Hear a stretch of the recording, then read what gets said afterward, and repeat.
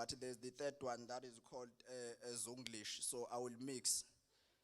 I studied Afrikaans until grade 12, but until today I can't speak Afrikaans. Ladies and gentlemen, let me welcome you this morning. My name is Mfana Futhi Ngwabe.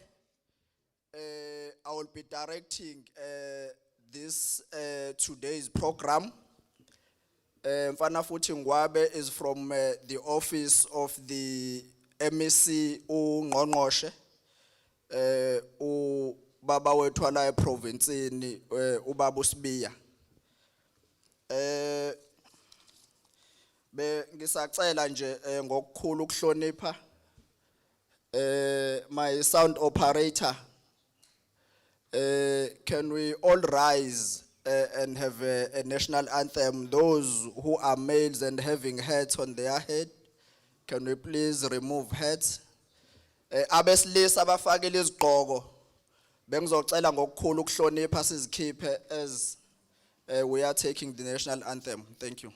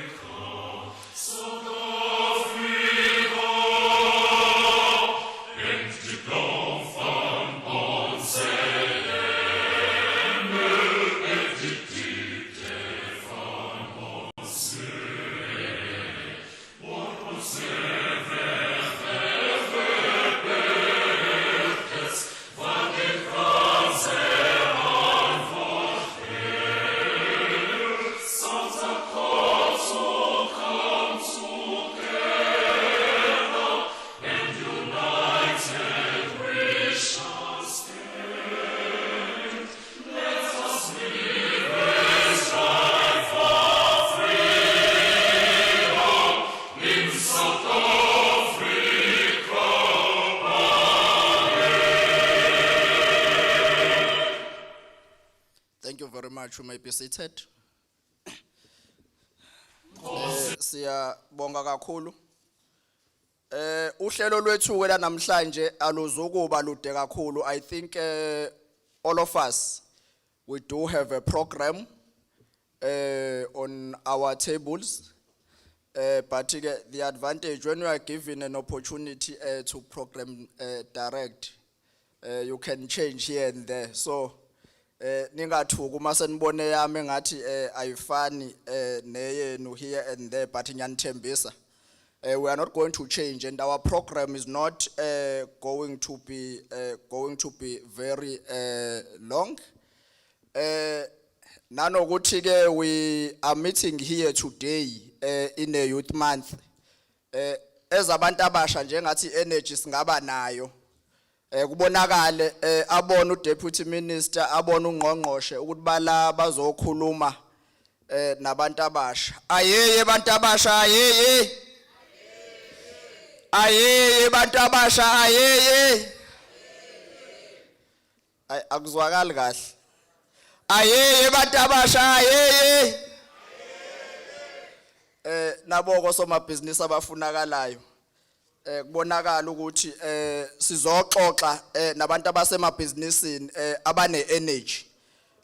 When you are in business, you work 24 hours. There is no time to sleep. It's unlike someone who's employed in a particular industry or by government. Ekuthiwa nje ungena ngo past 7 o'clock out ngo 4 ahamba ekhaya. Ladies and gentlemen, let me acknowledge our guests, our dignitaries that are with us here today.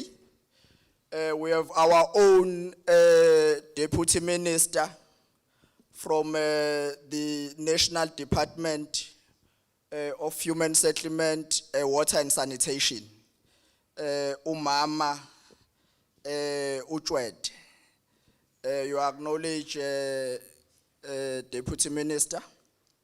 On our midst, we have our own Honorable MEC, okuyena osiphathele umnyango wezokuhlaliswa kwabantu kanye no public works la esifundazweni ubaba uJomo Sibiya. Ladies and gentlemen, again we have inhloko yomnyango ekhona phakathi kwethu okuyiyona inhloko yomnyango wezokuhlaliswa kwabantu la esifundazweni kwaZulu Natal,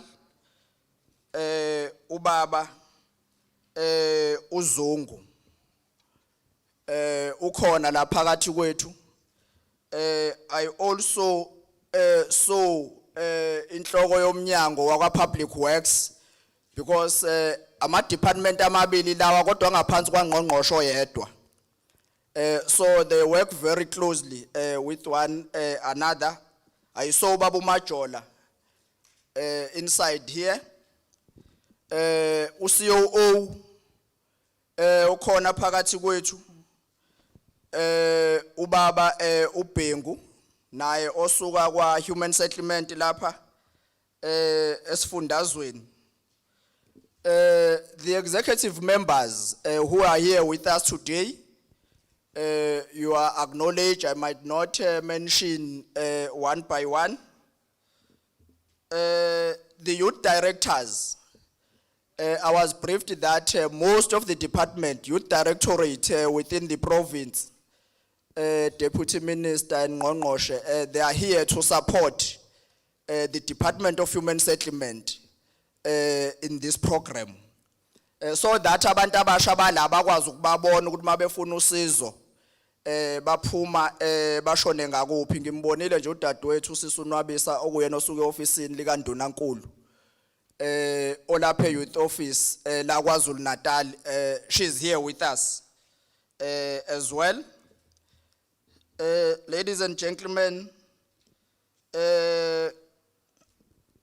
I saw umama uMathonsi nethimba lakho kuyena ihead of ministry ophethe ioffice lika Ngqongqoshe la nami engisuka khona la kwaZulu Natal. She's here with us as well. There are representatives from Absa Bank that are here with us today ukuzosicobelela ngolwazi ukuze nikwazi ukuthi nisizakale njengosomabhizinisi.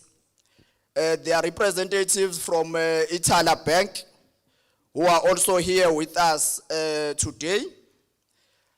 I'm told that colleagues from NHBRC okuyibona abanike accreditation yokuthi nikwazi ukwakha izindlu noba nibe negunya lokwakha izindlu ezisesimweni ezidingwa uhulumeni kanye nabahlali. Our colleagues from the media abezindaba asibabingelele sibamukele babaleke kakhulu because if we can be here, I would believe that we are not more than 200. But if singavala iminyango sivalelane la ngaphakathi but umuntu ongaphandle agcine engazanga ukuthi bekwenzakalani la eThekwini eMayville namhlanje umnyango waka Human Settlement bowenzani la, this session will be as good as useless. It is very important that the government must make sure that its activities are known by the public. So bantu be media siyanibingelela kakhulu. Ladies and gentlemen, siyanemukela siyanibingelela bosomabhizinisi abancane ingani lento.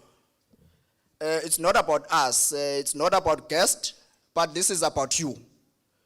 Ungqongqoshe uthathe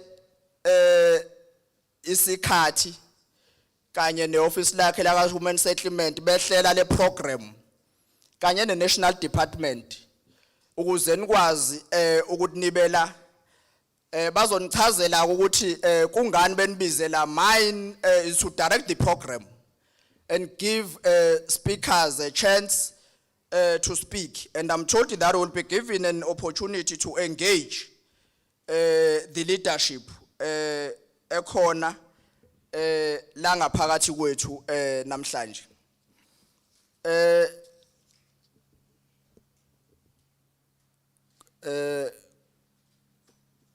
Today we are meeting here kuyinyanga kaJune. There is a reason why ungqongqoshe ekhethe ukuthi nibizwe la namhlanje. It's not a coincidence that you are called here in a month of June, but it's because a month of June is very significant to all of us as the youth of South Africa. Actually, in the continent, in the African continent, a month of June is a very much important and critical month for us as young people because of the history that is attached to it.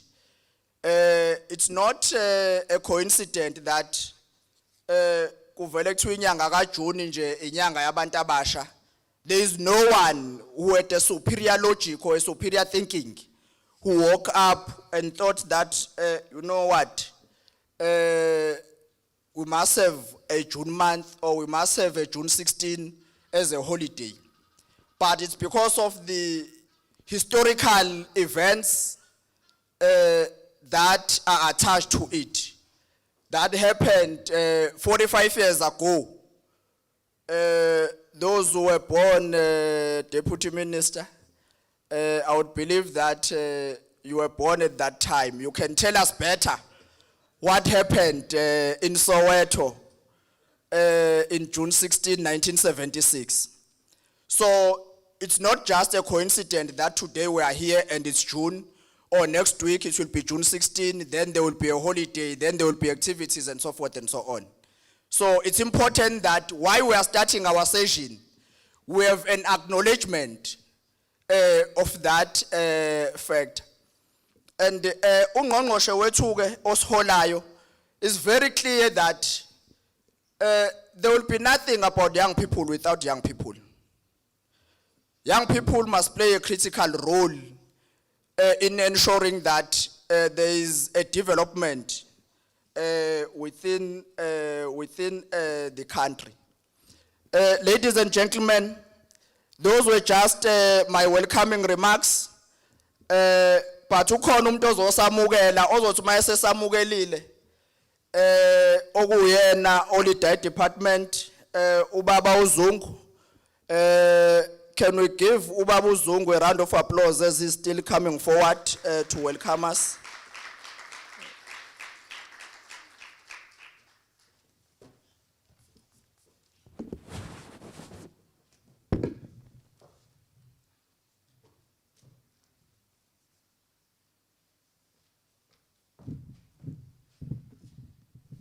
Hita bantu abasha hita. Thanks. Program Director, Deputy Minister Mam Pemchwete, she's our Deputy Minister for Human Settlements, Water and Sanitation. Also our co, Mr. Turan Pengu, EXCO members representing both Public Works and Human Settlements. Obvious greetings as well to our youth cadres in construction. And distinguished guests, good morning. Yes, Sanbonan. It's an honor to welcome all of you to this meeting, and also having acknowledged our principals. I speak on behalf of all categories of staff in both Department of Human Settlements and Public Works, as we wish to pay a special tribute to all young entrepreneurs And also, we are looking forward to this partnership that we are forming, because some of you are a product of that summit that we held when we started this sixth administration. And through those resolutions, that's why we are here. Our MEC, Honorable Tutuko Jomosbi, he also wanted us to place and contextualize this program, as he has been repeating, which is not an event of us just having an event, but we are continuing on our work that we started when we started this term of office. And we had those resolutions and we are implementing them. And all of you also participated in a series of briefings throughout the province. And here at Tegwin, here we are. And I think as part of welcoming, I'll be correct as well to say, if you can clap your hands, because we have gone through that rigorous process. That's why we are here. You didn't just simply, Honorable MEC, they didn't just simply woke up and you know. And for those that have not made it, that's why we still continue MEC, because I know that you didn't want anyone to be left out. That's why we'll continue to have a series of continuous engagements on the ground. So I thought, let me just indicate that one, because some of you might take for granted. Our process is very tight. It's very tight such that NHPRC, that MEC, some even had some fake NHPRC certificates in their tender documents, and we had to pick it up because even when it's come for auditing, those issues are always checked. So all our programs are structured to achieve specific goals and objectives. Firstly, we want to prepare young people to make meaningful contributions towards changing the face of the province, because we believe that we always contribute towards a better life for our communities and quality of life. The MEC has said he wants young people to be at the forefront of the rollout of infrastructure. So for both public works and human settlements. So that's the kind of opportunities that we are creating now for young people. The MEC has said he wants all programs on youth development and empowerment to reach young people throughout the corners of the province. And that's why as well we had all of these briefings throughout the province. And now we've got, obviously, those numbers that are coming through. In this regard, we are committed to ensuring an ongoing interaction with young people in order to understand their needs. And we fully comprehend the power that young people have and what the minds of young people can contribute going forward. Therefore, we do not believe that young people should just be passive recipients of our programs. As you'll also be having these kind of sessions after this ceremony, you'll be continuing now to get down to work and also to just align yourselves with terms of how you are expected to interact with us going forward. So our program managers from supply chain, from NHPRC, from financial institutions, or ABSA, Itala, they are all here to interact with you. But at the end of the day, then obviously our program managers like Ms. Enclose, who's really heading this program, will also be now seeing that face and working to get our resources to support you as we go forward. Program Director, we expect this event to be characterized by exchange of ideas. The MEC has said he wants to create platforms to enable young people to discuss and find solutions to the problems faced by society. We value the presence of our Deputy Minister of Human Settlements and Water and Sanitation, Mampem Chwete. We appreciate the fact that Deputy Minister has brought with her our colleagues from National Department who have a vast knowledge of how we also need to enhance our program as we move forward. So definitely, we always take in our department that we always learn new ideas every day. And we are not frowned to getting new ideas and putting them to our programs and policies. So that's why we encourage interaction. You might think that your idea is really not making any sense, but for us, we'll take it. And that's why we are here, because some of you said you wanted this program to take this shape, and that's what we have also done from our side. Ladies and gentlemen, one would like to just say, please assist us really to enhance our programs, and we look forward to this partnership, and thank you.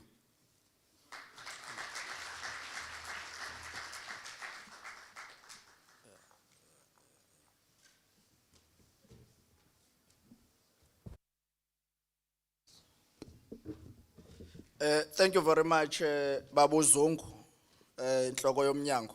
Ake siphinde simshayele ihlombe. Nazoke. Siyabonga manzini kakhulu ngokusi welcome. Mase namukeliwe ke ozwe ngathi nje ibhantshi seliyamshisa noma ijacket. Awusengalikhumula nje alibeke esihlalweni. Ngoba senamukeliwe manje senihleli la ngokusemthethweni inhloko yemnyango mayisithe hayi ke hlalani kahle nonke nisekhaya. We can now sit comfortable. Ladies and gentlemen, ngisacela uacknowledge ama colleagues from the office liga deputy minister. I think they are led by Chief Director. Wonke ama colleagues from the office like Deputy Minister akhona. They are acknowledged colleagues.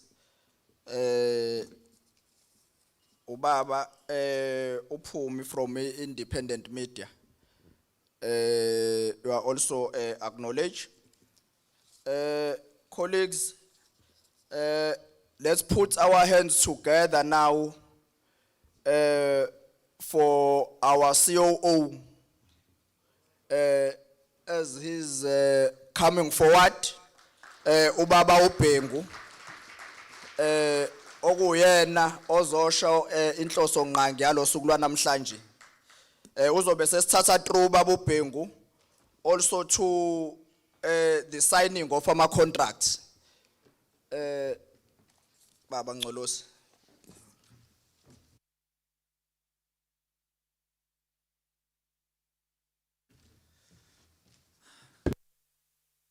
Evening, Deputy Minister, MEC, nabo bonke abangaphakathi endlini, sanibonani.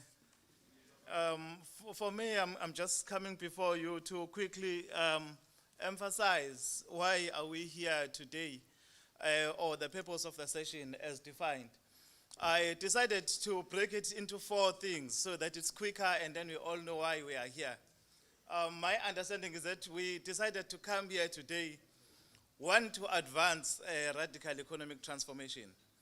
The way that we had defined radical economic transformation as a country and as a province, we gave it, I think, about 6 pillars, where we said we'll talk about contractor development as one pillar, we'll talk about incubation and also mentoring as another pillar, we'll talk about material supply, we will talk about material production, which is pillar number 4, we'll talk about logistics, and eventually also talk more about professionals in built environment, the engineers, the town planners, the construction managers, and so on. Those are the 6 pillars that constitute our radical economic transformation.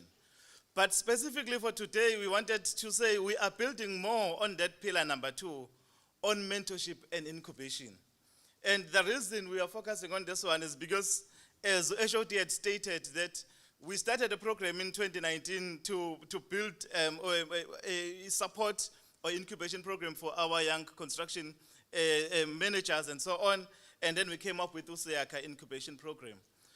Things that were noted there, some of them HOD has already covered, is that since 2019 we noticed that some of contractors that are young, that are in the incubation program, they still are lacking on procurement compliance. So the view was that, hey, today let's come and meet and then talk about how do we address this specific aspect, documentation and so on. Some of them have got challenges with pricing and so on, and they don't understand exactly how things go. And associated with pricing, I also noted this one, I'll call it the terminology. How do you price in line with unit pricing, quantum? Some of them think that quantum is good to know. In this context, quantum means something else. So that when you price, you know what the quantum is. I was also informed that some were also thinking that FAR, in KwaZulu-Natal, FAR, we know it as far north, Ngala Ngasentla. When it's floor area ratio, it becomes something else. How do you calculate far north and so on? So we are saying we are here to empower each other so that we are able to deal with those specific things. It's more about capacity building more than anything. Also, what Mr. Ntlozi, our manager on this, advised me that we are here again to take advantage of these three things: time, energy, and money. Time, energy, and money. Please note it. Because our understanding is that a normal human being will have about 3 trimesters in life. Noma ngabe ubani, if you are alive, you will have 3 trimesters. There will be those who die at about 60. That means they will have first 20 years, 21 to 40, 41 to 60. Those are the 3 trimesters. Ordinary people are more like that. There are few that are lucky that get to 90. Boni trimester yabo, it's 1 to 30 years, 31 to 60, and 61 to 90. Abo Mandela and others will belong to that specific group of trimesters. But we also have got the special ones who get their trimester cutting at 30. And in 30 years, they've done all the 3 trimesters, meaning 1 to 10, 11 to 20, and 21 to 30. You get people like Anton Lembede, Steve Biko, and even Jesus in that group. They've done everything in that 30 years as allocated. So what is the meaning of time, energy, and money in the 3 trimesters? It says that every one of us, in the first trimester, you have 2 things. You've got energy and time, but you don't have money. So if you are below 30, you belong to a group that has got what? Energy and time and no money. But in the second trimester, which is 31 to 60, or 31 31 to 60 as I stated, if you use that number. These ones, they have money, they have energy, but they don't have time. That's the second group. And then the third trimester, which all of us, we hope we get to, is people who have got all the money and all the time, but bakatele, they don't have energy. So it means that at any interval, you will have 2 of these 3 things. So in the right cause, Mr. Ntlozi, we are meeting here because we are meeting a cohort that is just about to graduate from trimester 1, where you have time and energy, but annamal. So since I show good, when you get to the next trimester, you are sorted money-wise, because where you are going, money is needed. You can't live in the life of the 40s, ube ne energy yonke kodwa akholuthe phakethini. That's the purpose of us meeting here. Let me conclude the purpose by emphasizing what we call, Deputy Minister will know what they call a demographic dividend. Demographic dividend is a phenomenon that happens in any country of any population, probably once every 150 to 120 years. This is a time when the population of that country has got more active people than other populations. In Africa, njengamanje, we have got more people that are below 20. We've got the largest population that is at that stage. Whilst other countries in Europe and so on, they've got more population of people that are above 60. So that means we have a demographic dividend, which in short says, kuchaza ukuthi working population in 10 to 15 years' time, active, will be coming from Africa. So last reason why we are meeting here today, we want to make sure that we take advantage of this demographic dividend, so that by the time you get into your working age, you've got all the tools that you are going to need. Lastly, we normally say, if you want to go very fast, please go alone. But if you want to go very far, please join others. Thank you.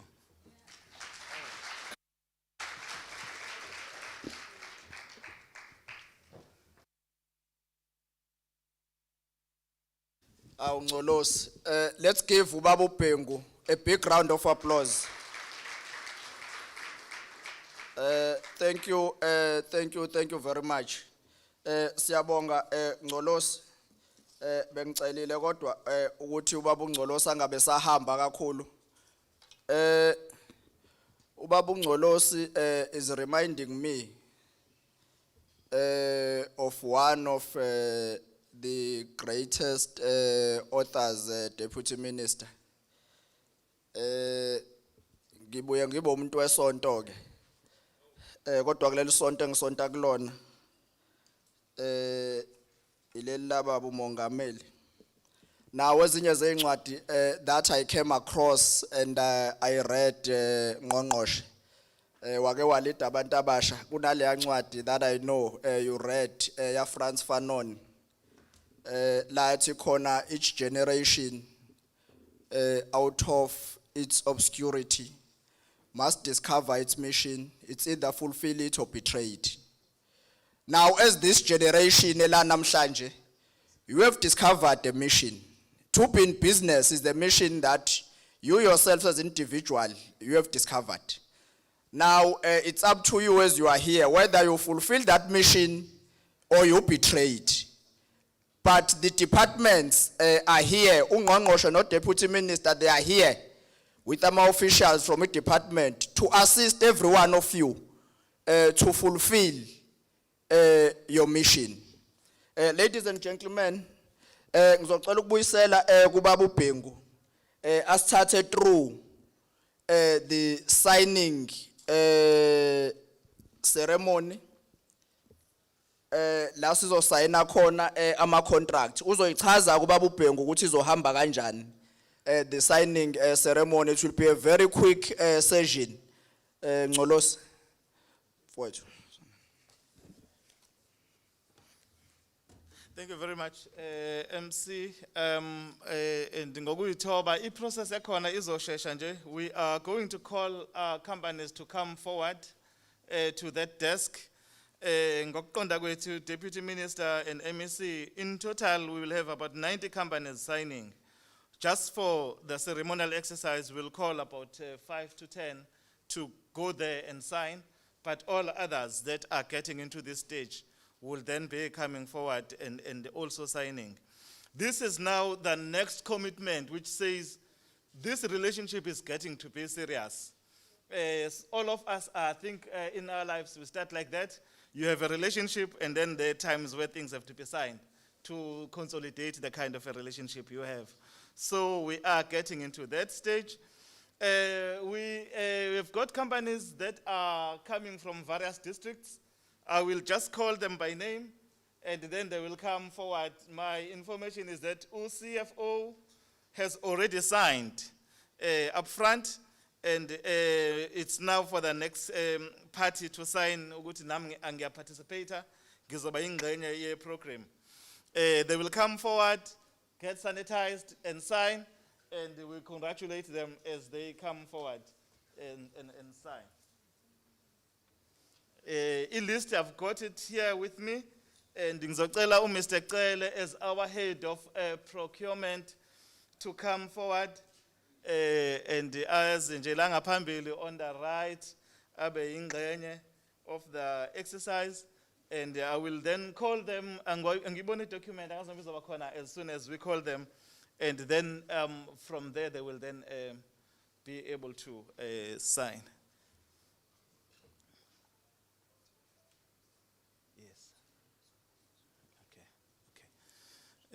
Nazoke Mr. Cele, sizocela kanjalo futhi no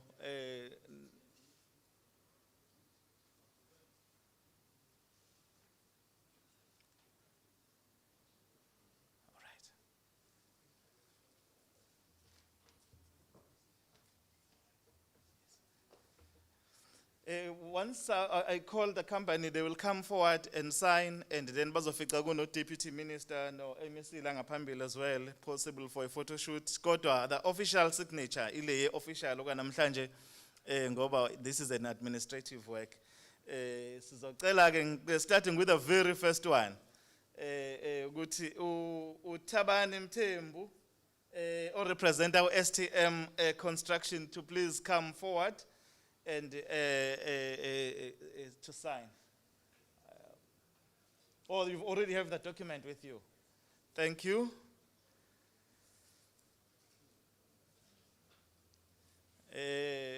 The moment he signs, uzomangala kuzobheka camera, kahle, sikushayela ihlombe, ukuthi you have now enrolled. Simshayela ihlombe as in. Thank you very much. UTJ akawulungisanga umculo ohambisana nale moment. We want to see you in 10 years' time when you show this signature. Here I was. Actually, no more wenza my presentations, you must start with this slide. This is where I come from. Thank you. The next one will be Ulungi Mpele, Igabana Investments, to come forward as well.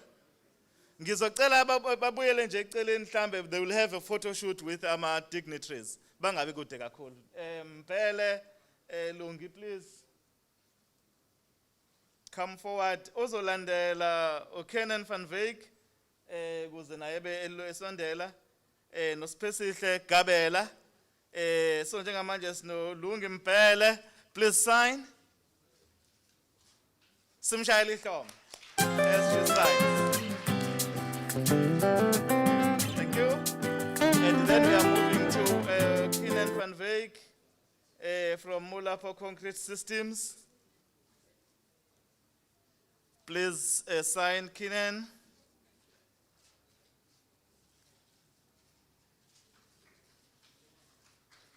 Nazoke.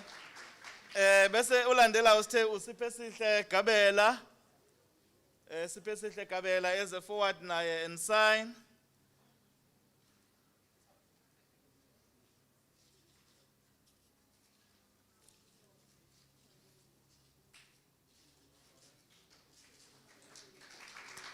Well done. Okugcina wesi5 kuzokuba uErika Ngonyama omele uZentech projects eze ngaphambili naye.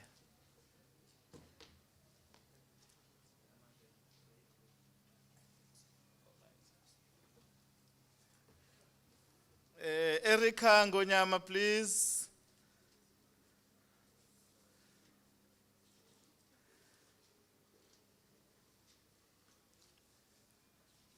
Remember what I said, please keep this photo when you start every presentation, even in your company.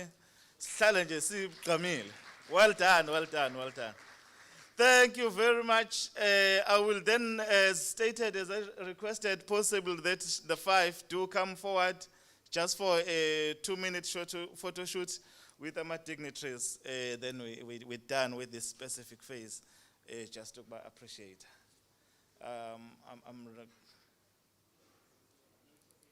It's okay, all right. So we can just take a photo with them as the 5 that we just have enrolled.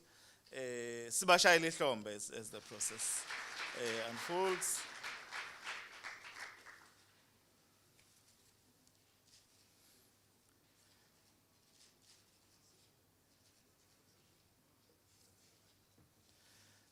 Thank you. Umsebenzi usemkhulu kakhulu. And angibuyisele kumphathi wahlelo who will then advise us on the message of support and other aspects going forward as to how we are going to handle this. Thank you.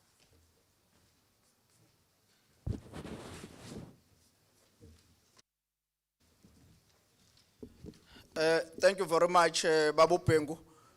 Bengisacela nizishayele ihlombe nje elikhulu.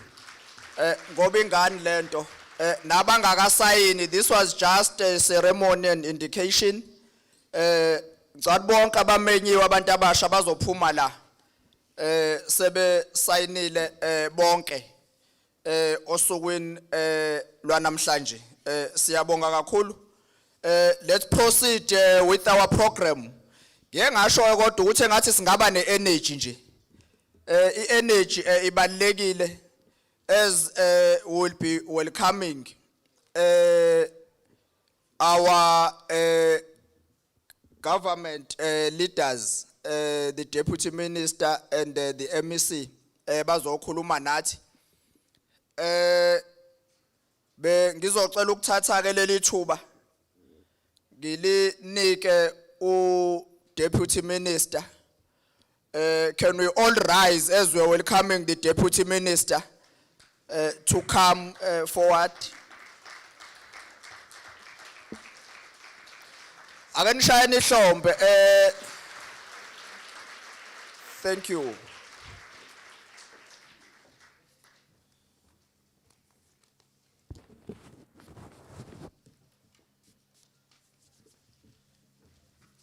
Thank you very much, Program Director. It's the Youth Month. I don't feel that oomph. Eitha abantu abasha eitha. Uzoyithola kanjani? Mawuhlele koneni? Yeah, I can hear you now. Let me start by give respect, MEC Jomo Sibiya, councillors present here today, senior officials from different spheres of government, youth representatives from different formations, distinguished guests, ladies and gentlemen. Let me first, MEC, thank you for inviting me to this very important gathering where 90 youth-owned companies will be signing to be appointed through the Siaka incubation program.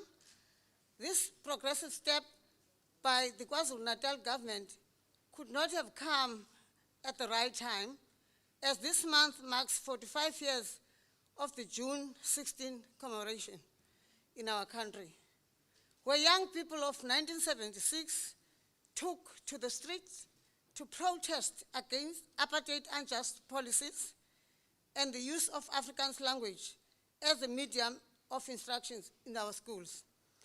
As we always remark, let us say it again, that the youth of 1976 had a particular struggle that they were determined to defeat.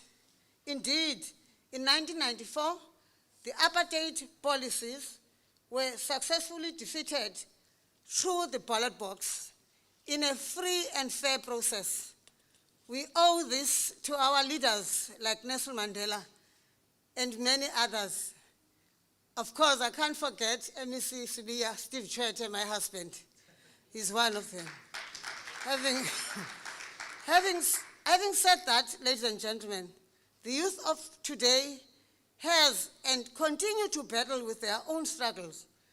We can mention against others: youth unemployment, poverty, inequality, diseases like HIV and AIDS, substance and drug abuse, women and children abuse, and many others. To make the matters worse, MEC, the country continues to be facing COVID-19 pandemic and its negative effects. At this point, please allow me to convey our deepest condolences to all those families who have lost their loved ones through this merciless virus. Ladies and gentlemen, this year Youth Month commemoration theme is Growing Youth Employment for Inclusive and Transformed Society. I am particularly happy about this program because hardly a week ago, we were delivering our budget vote speeches to both National Assembly and National Council of Provinces, where we have indicated our frustrations that is caused by slow pace of women and youth development in our sector. In this respect, we raised sharply two areas that needed an urgent attention of MECs in the human settlement space. Firstly, in our speech debate of the 18th March, May 2021, we lamented this mismatch between unemployed youth and jobs. I think you've raised it, MEC, in our briefing. I listened to you sharply, and I know that you are going to do it. That we always train and train and train youth. The majority of youth, they are graduates, but there are no jobs for them. So let us try this time, and I heard you saying this is going to be practical. This is not an event. It's something that we ourselves must monitor out of this number. How many succeeded? We don't do that, and I hope what the MEC has said to me, and I listened to it, and I'm going to do it with him. And I will make sure that I support you, MEC, in any effort that you are doing. I will support you. Secondly, in our debate, MEC, in the NSOP, we made clarion call for MECs to take agenda of this youth and women development seriously. And I was saying it in Parliament that I'm not happy. The 30%, 10% set aside is not implemented by many provinces. It's only 2 MEC. You've just joined the human settlements. I won't count you to those because you have just started. But I know that those that are implementing is Mpumalanga and Limpopo. And I could feel that this province, KwaZulu-Natal, is going to be number 1. The pace that you have started, MEC, and I can see that you are going to make it. It is also pleasing to witness different spheres of government gathered under one roof, talking service delivery in our people. This is clear demonstration of the district development model that was launched by President Ramaphosa 2 years ago. I think what the president has done to us, he made things very easy for us. We are now under one roof. You can have 3 spheres of government together, and this one is through its action. It's not just talk. It's action of having 3 spheres of government under one roof. I've seen people signing here, and most of them are youth, and thank you very much, MEC, for that. We have a national directive that was endorsed by Cyril Ramaphosa, which I've already spoke about. The 40%, 30% set aside. It's a must. Asicangi mntu ngaloo nto. All provinces abanikwe imali, they must implement it. Ulutsha luphangeli. And thank you, comrade. Uthe ufika, I nearly said comrade, sorry, MEC.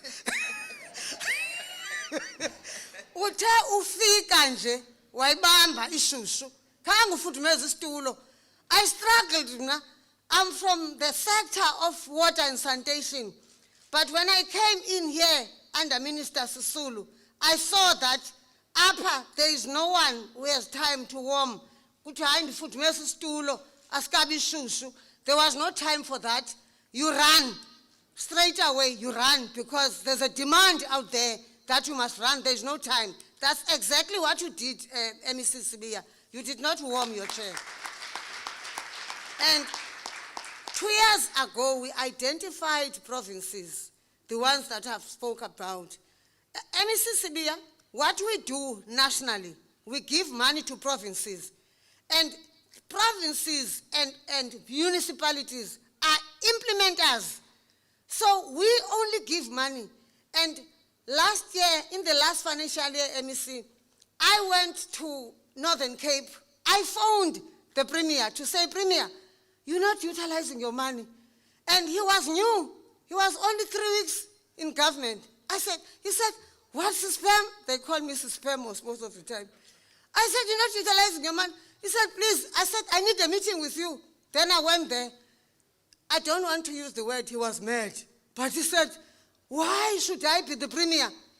And people out there, they don't have houses. And we take money back, referring to the MEC, take money back to Treasury. I want to assure you, Mrs. Pam, this will never happen in this province. Indeed, they are number 1 now because of that call that I made. And I want to say, I want KwaZulu-Natal to be number 1 because this is my second home, KwaZulu-Natal. So this must be number 1. The National Department has adopted a principle that says once provinces fail to spend the allocated funds in a financial year, we will take away an unspent money and reallocate to performing provinces. I will watch those that are not using and take the money to KZN. And I will if they don't use, I won't wait for a month or 2. I will say, so this is the indication that says to you, MEC, use the money that you have. I'm going to give you more, taking from other provinces. And should you spend all the allocation for a year, you are placing your province in the better position to benefit from funds that will be taken from underperforming provinces. MEC Sibiya, I'm not the guest speaker, I'm invited here. So this is a message of support. I'm going to be very short, but before I sit down, I want to say to this youth, during my time, there were only 3 that you were chosen from at school. It's either you become a nurse like myself, I'm a nurse by profession, or a police, or a teacher. We never had the opportunities that are given by government of having bursaries, of also going to universities, given bursaries to do engineering. And there were few doctors at that time because the apartheid made it clearly. They wanted us to choose, not to choose science, because they wanted to be alone in this fear of engineering space, because they know there's money. And we are saying, "Nali xesha lenu bantwana bam." You are given a chance now by MEC Sibiya uthi, "Nazi ndiyanisayinisa ngoku, sanukuma nicele." And what you must not do, if you compare what the youth of 1976 fought for, is different from what I'm seeing now, where you will be told by politicians with their own agendas, go and burn the school. And if you want water, you must go and dig tar. It's wrong. You can't do that. You can't, when we're suffering with budgets. We can do better things than you burning what you have. But what we have, let's keep it. And we have the right to pick it, but don't destroy. It can't be right that we destroy. Don't destroy. MEC, let me also assure you that I will be paying a close monitoring attention to this program. I'm going to assist you. I know that you said you're going to do that, but I want to promise that I will also do the same. Call me anytime. The fortunate part is that I don't have a husband. You can call me at 12 o'clock. You can call me midnight, MEC. Uti, Mom Pam, please, I can't sleep, I need money. And I'm not going to say silele, zawuvuka. Lastly, let me make a plea to the participants of this program that they make this opportunity count. You are called upon to take this opportunity with both hands so that you can benefit from it even long after the program has come to an end. As government, we are giving you the tools to grow. The sky is the limit, Bantwana Bam. Thank you very much.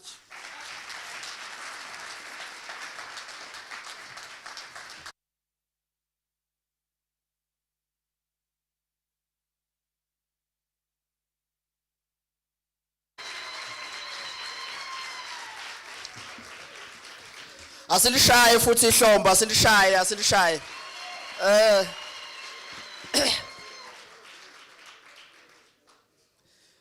Thank you very much, Deputy Minister. The energy that you have is the energy that is really needed. I wish that everyone okhona la umzwelo Deputy Minister ukuthi uthini.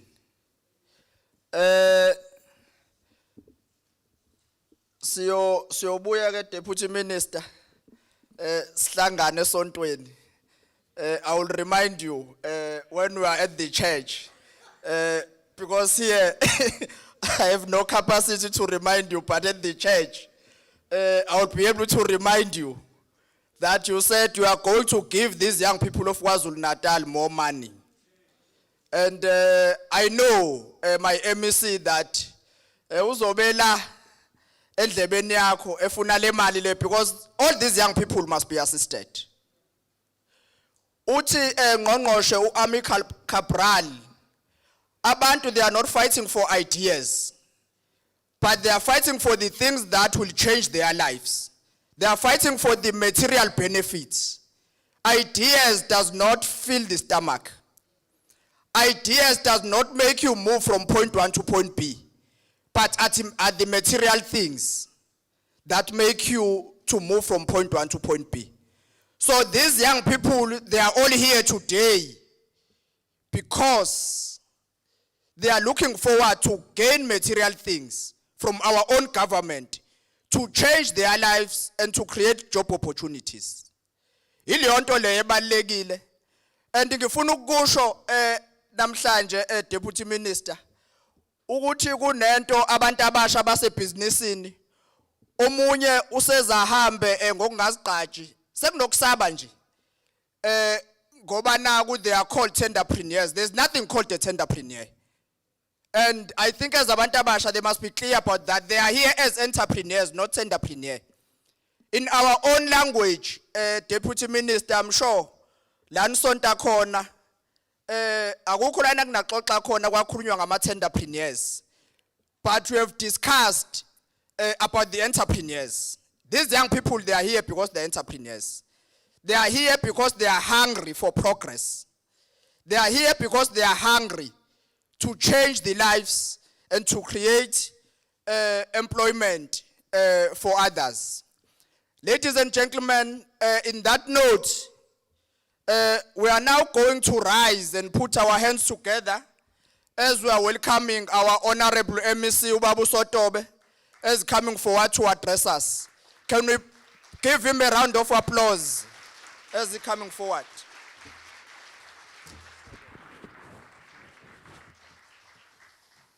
Thank you very much. We may be seated. Siyabonga kakhulu.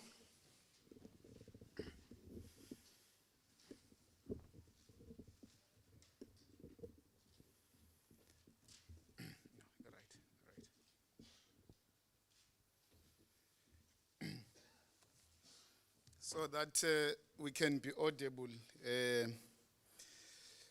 Sibingelele, Deputy Minister, Mama, Pem Chwete, siyabingelela. Siyabonga kakhulu ukuthi ube khona la phakathi kwethu. Kuyasijabulisa kakhulu sisifundazwe saKwaZulu Natal ukuthola ukuthi sibe nawe ube ingxenye yosuku lwethu lanamhlanje okuwusuku olubalekile ngalenyanga yabantu abasha. Sibonga kakhulu. Ngiyafuna ukubingelela uprogram director Mfoka Ngwabe okuyena osibambele lo hlelo. Sibonga kakhulu. Sibingelele uHOD inhloko yomnyango wezokuhlaliswa kwabantu baba uZungu uHOD wezeminyango emisebenzi yomphakathi kwaPublic Works baba uMajola who's acting COO baba uPengu. Sibingelele izikhulu zeminyango yombili from Human Settlements no Public Works. I can see zikhona ziningi la, and I'm very glad ukuthi they are all here because it's an indication of the commitment that we are having towards changing the lives of the people. It's not only the MEC's vision, but it's a departmental vision driven by all of us, led by the MEC. I'm really pleased to see all of you here.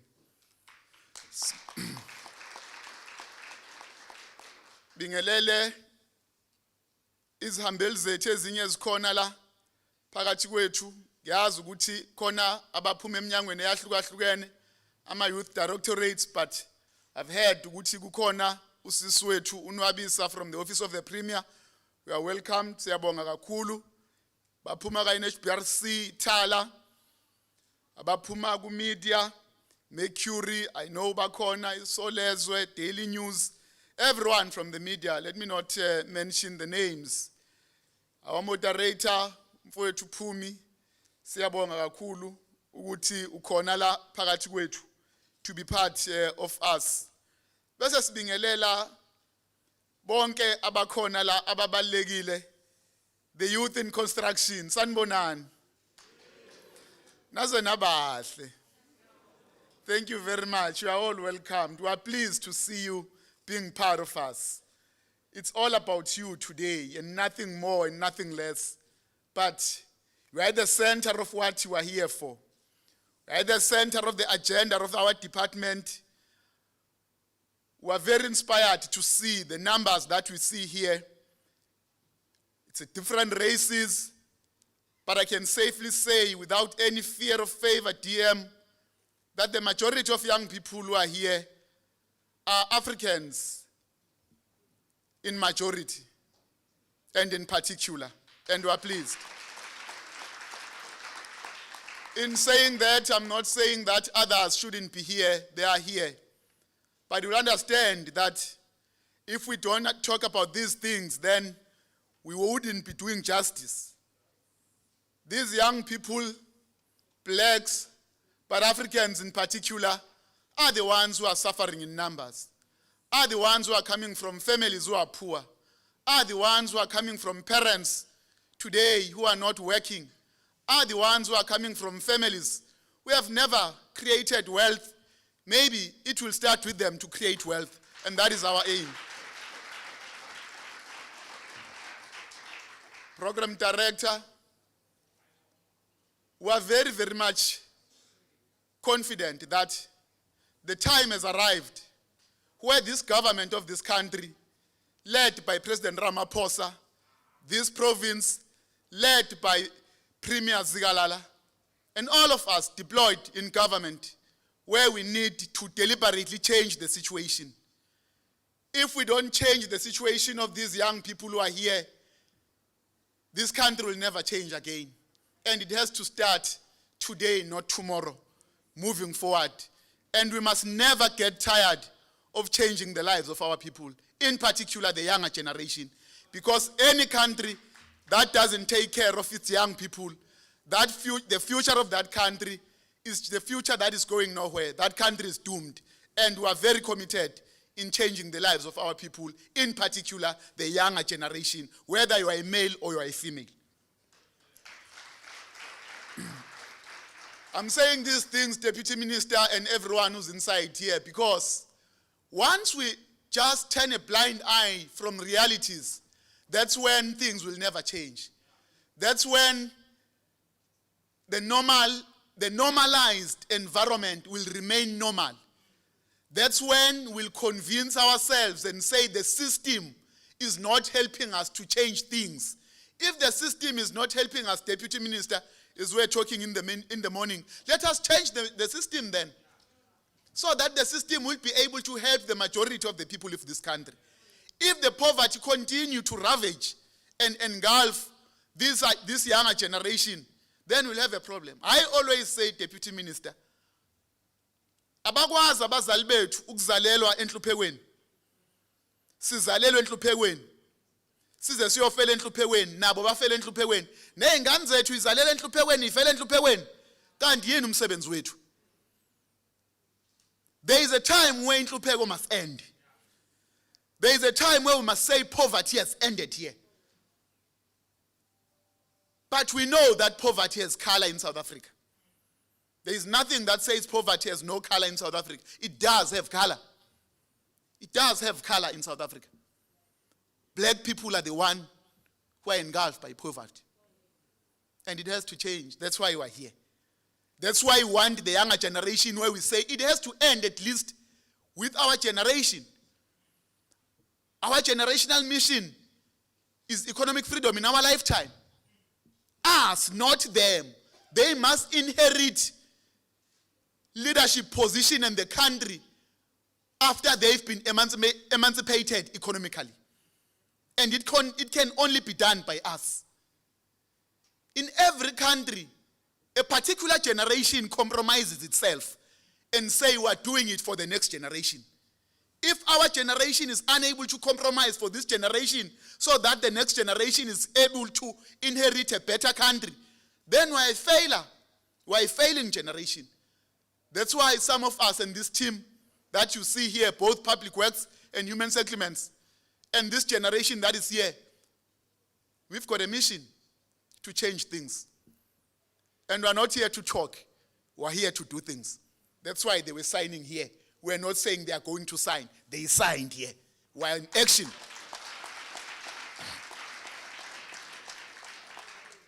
We're very much inspired when we see young people of all races, but in particular Africans, taking interest in business, but giving themselves time to learn the system, For all of you to come here, we know very well that it's because you've got energy, but also you've got the commitment to see your life changing.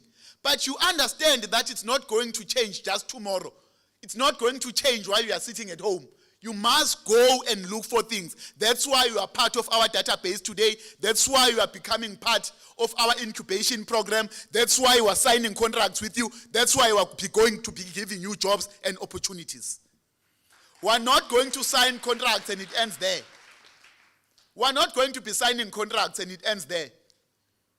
Bo HOD, COO, Ndos, Kafile, Ngobes, I see officials here, I'll call all of you. CFO, it's SCM leaders. We are not just, this is not an event. I tend to leave speeches quite a bit DM. Because what you are talking about, it's not only what is just written, but it's coming from the heart. And it's the commitment.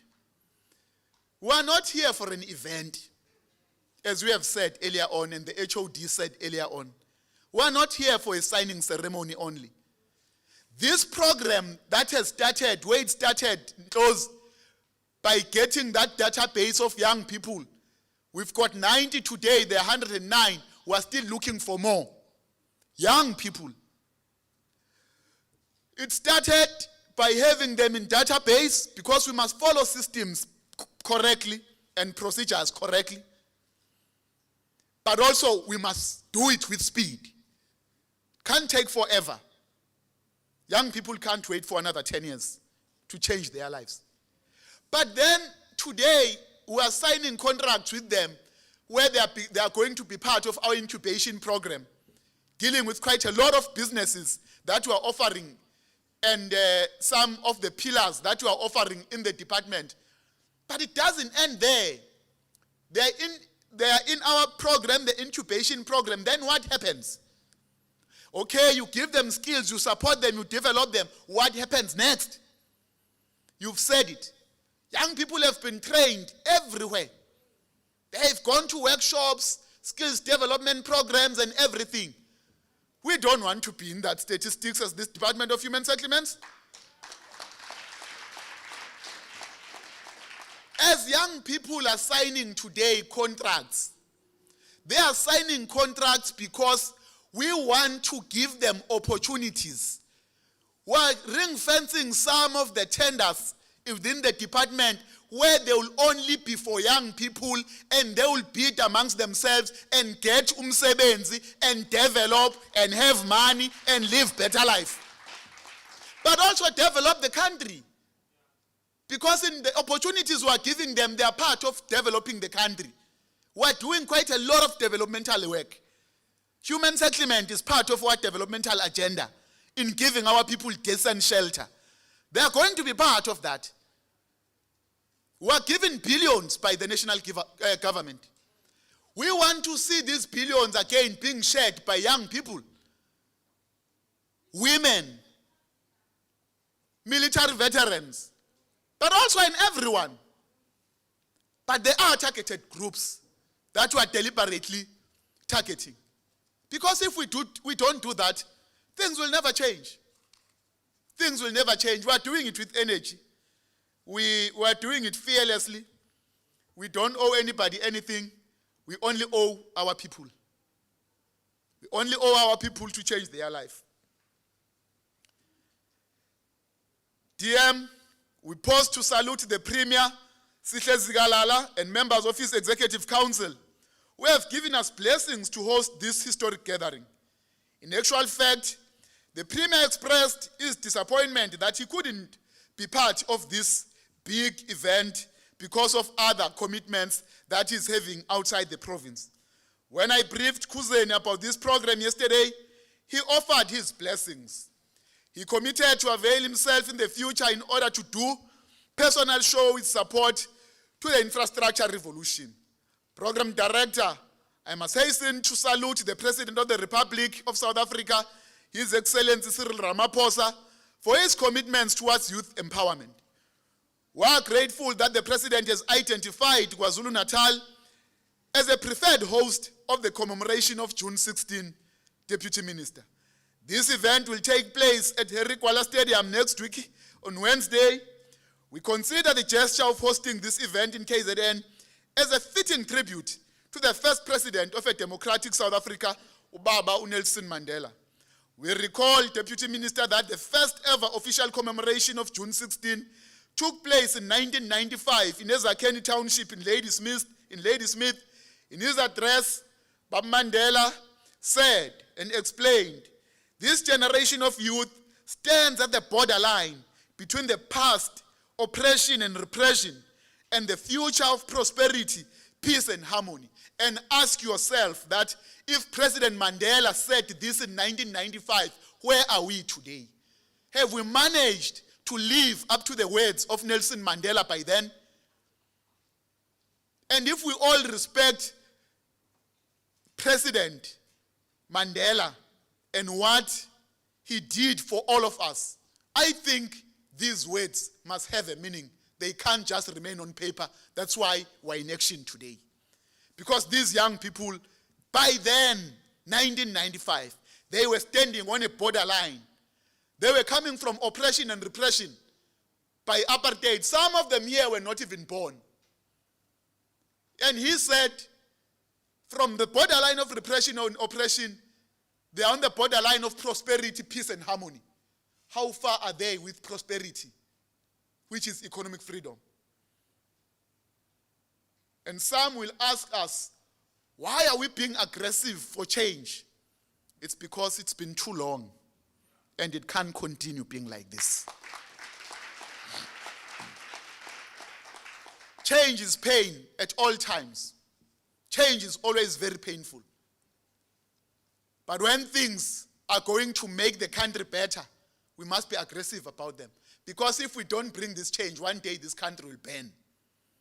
And so sasenzani sasikuphi kwakuyini umsebenzi wethu. We don't want to be part of statistics. We don't want to be part of failing. We want to be part of those who tried and died with their boots on. And that's what we're going to do. President Mandela belonged to the generation of youth leaders who left behind a legacy of youth involvement in finding solutions for the country. His discipline, dedication, and selfless service to humanity resulted in the democracy and political freedom we are enjoying today. We are therefore gathered here today to declare that our main task is to use this political freedom to liberate the people of this province from the jaws of poverty and underdevelopment. We can't continue, DM, complaining about the system. We can't continue ourselves giving authority by our people by voting us to government, but us complaining and saying there is poverty. Kanti senzani? Makhala thina bazokhala bathini bona. Ukukhala kufanele kufike ekugcineni. That's why we must be in action.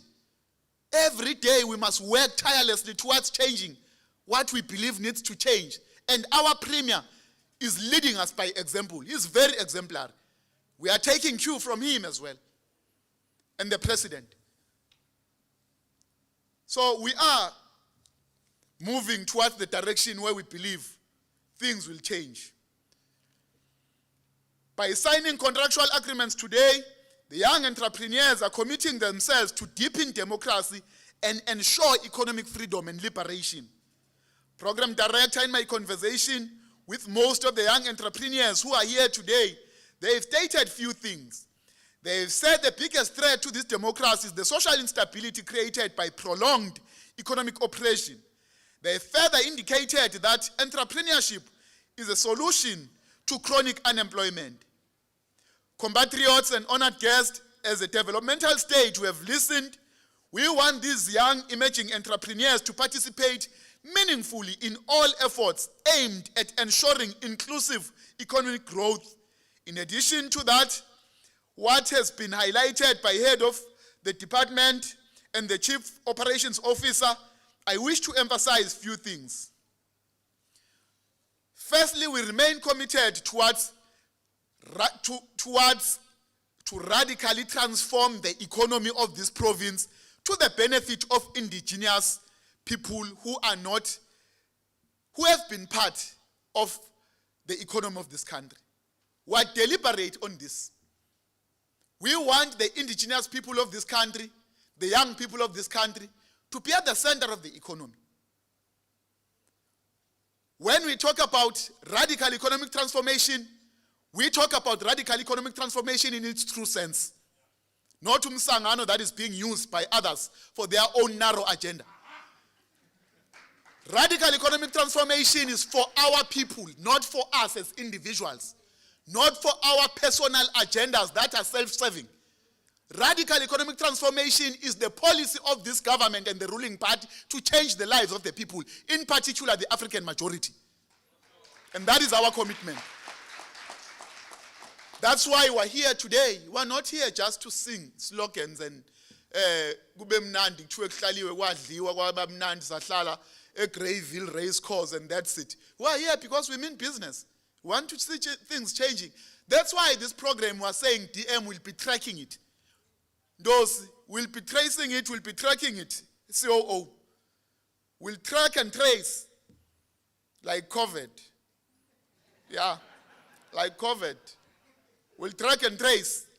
Make sure and to see where are these young people to next year. We'll be back here to see how many young people we've made sure that they are successful.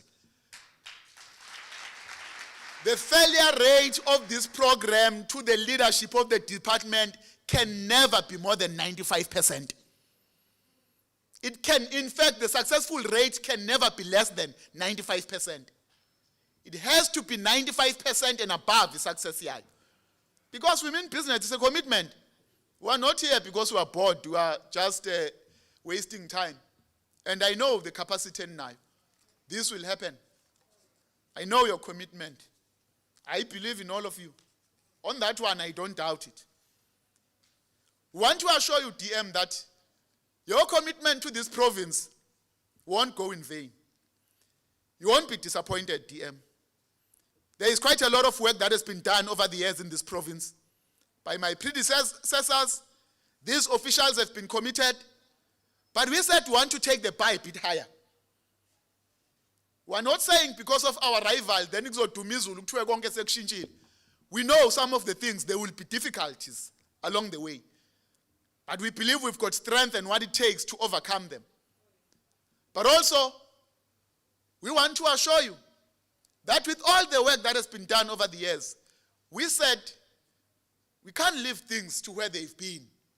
Let us raise the bar. As we are committing to support us, we are going to work tirelessly, even more, to spend money correctly now. Spend it where there is going to be value for money. No money will be stolen in the department. No money will be used for wrong reasons. No money will go to wasteful and fruitless expenditure. We'll use it correctly, following all procedures, following all the prescripts that are there that needs to be followed. But we want that money to benefit these young people and others who are outside. We are very clear on that one. We are deliberate, DM, very deliberate. If we don't help these young people, the country will be doomed.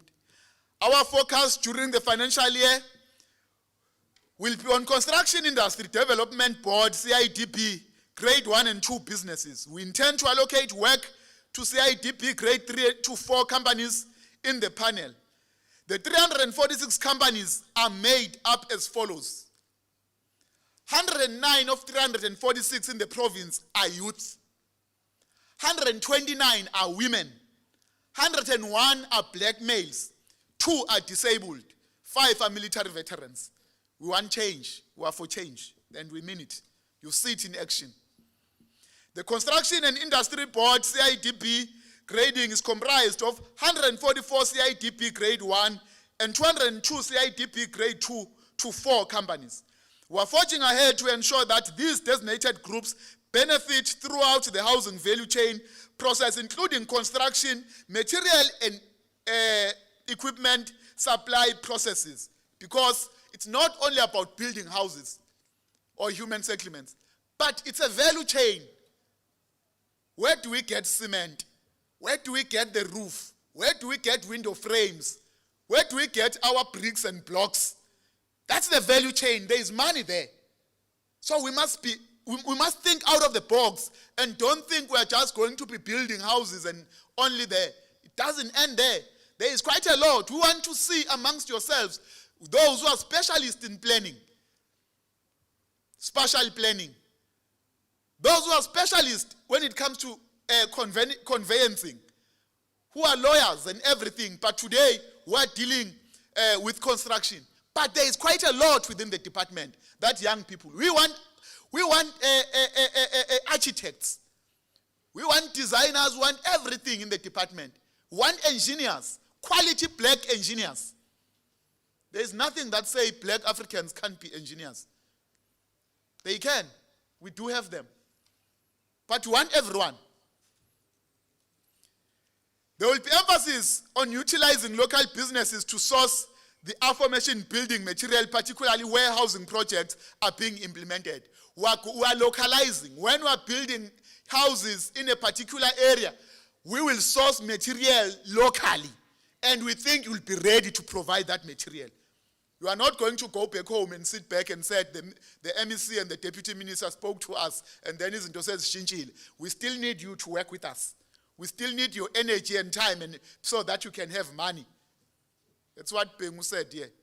Said it's time, energy, and money. Right now, we're in time and energy. There is no money. And we are just starting to give you an opportunity to make money so that you can be the same as everyone in this country. Shouldn't be just black Africans who don't have money, while there is government that they elected.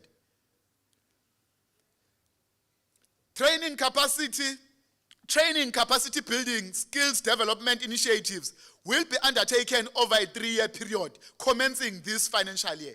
You can see that it's not a 1-year event. We are not event-driven. We are impact-driven.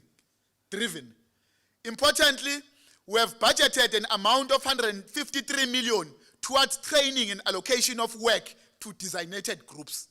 We are not talking about 10 million. We are talking about a lot of money, millions, that we want to see benefiting young people. But make no mistake, we want to capacitate you so that you get into business, understanding what is business. We don't want to be part of these things that we have had, were happening before in our government. We don't want that DM. We must be fair and honest about it. Those who don't want us to talk about it, sorry, Tina will talk about it. I'm talking about all over the country, where people believe that getting business in government is freebies. You just get money for free. There is no money for free. Not in this government. There is no money for free. We must work, all of us. That's why these young people they are in our incubation program. Because we must instill ethics in our people. We must be ethical in what we do. We can't continue doing things in a manner where we are undermined and people believe we can't think because we do wrong things. While we can think, but we are doing wrong things purposely. We must change. There is a time when we must say, we are changing. We are doing things correctly. Program Director, ladies and gentlemen, as I draw towards conclusion, I want to repeat the question that I asked when I delivered budget vote, speech 14. What do we owe to our children and future generations? I wish to repeat my answers to this question. We owe it to our children to ensure that they have access to adequate health care facilities. We owe it to our children to ensure access to education, infrastructure for the acquisition of quality education. Because again, if we don't acquire education, if we don't equip ourselves with proper quality education, we'll be a doomed generation. We will be in business, but we'll be a doomed generation. Education remains a very important weapon and a tool that we must never forget, that without it, we're doomed. We must focus on empowering ourselves. We must focus on going to school and study, pass, go out of university, come and work or go to business after studying. It's very important. We must be honest with each other. We must never fool each other and think things just happened. But again, there are those who are capable of going to business early. We will support them. We're not saying if we want you to be in business, then we'll say, produce your qualification. No, we won't do that. But I'm just emphasizing that we must have a generation that is educated. We must be educated. And the ANC is very obsessed with education. I'm coming from the ANC, I can't hide that. The ANC is very obsessed with education. We want young people to be educated. That's why today NSFAS is sitting above 30 billion rands to support our young people. That's why in this province, DM, we've got 80% schools that are no fee paying. In all these schools, some of our learners, we've given them scholar transport in the entire country. They get exercise book for free. They get stationery for free, books. They don't pay at school. They get into a bus. They eat at school. They go home. They come back tomorrow up until the year ends. They pass. They go to university. They get their graduations and everything. What else do you want? That's the government we are serving. That's the government we are serving. And it's all about changing the lives of our people. But it needs all of us. And DM, this thing of all times thinking that everything will be done by the president, I think it's the wrong mentality. It's the wrong mentality. It's insane, crazy. We're deployed, all of us. What are we doing? The president can't be here. The president can't be an MEC of Human Settlements and Public Works in KwaZulu-Natal. What am I doing as the MEC of Human Settlements and Public Works? There is a mandate. We've got manifestos, we've got resolutions, we've got everything. What are we doing as councillors, as mayors, as MPLs, as MECs, as deputy ministers, as ministers? We're all over the country. What are we doing? The president can't be everywhere. We know the mandate. Why do we think it has to change? It's us who must do it. We're on the ground. And we start criticizing, no, this and that. What are we doing? We've got power starting from municipalities up. We must be honest with each other and stop pointing fingers at others. Start at yourself and say, well, now what are you doing? It's important. I want to say, we owe our children to embark on an infrastructure revolution in order to make KwaZulu-Natal a land of prosperity for them and future generations. Ladies and gentlemen, we say marks an important phase of infrastructure revolution. We are preparing the youth to be at the forefront of all catalytic projects that will change the fate of this province and the face of this province. As role players in the property industry talk about the demand of property linked to the infrastructure development, we want young people to lead in building that infrastructure. We want them to drive the rollout of infrastructure as part of rural development.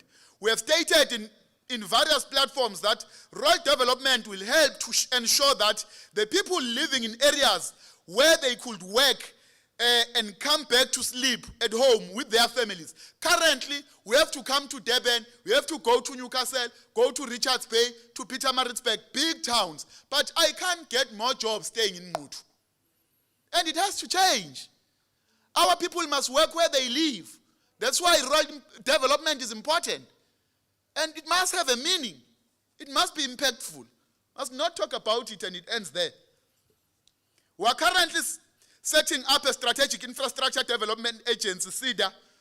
We have stated that this agency will enable KwaZulu-Natal to engage with and coordinate effectively every infrastructure project that will be taking place in the province, irrespective of the sphere of government that is the custodian of the plans in question.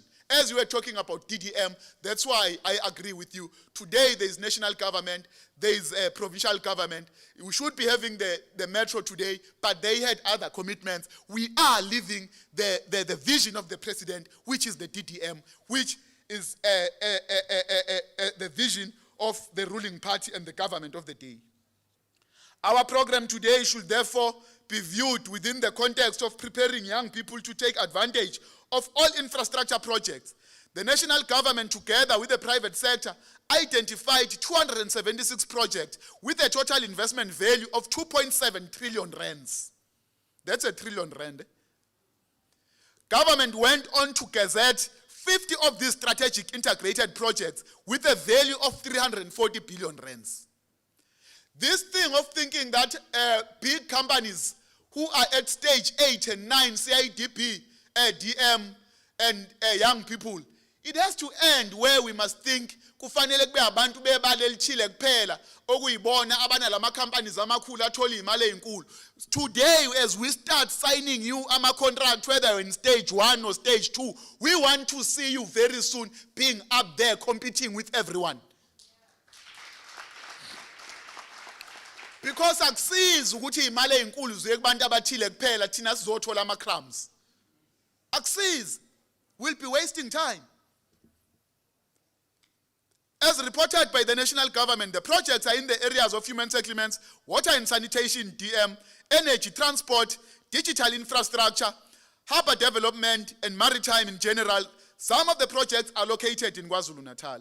Both Public Works and Human Settlements departments remain alert to take full advantage of the rollout of all infrastructure projects as guided by Provincial Growth and Development Strategy and Plan and the National Development Plan.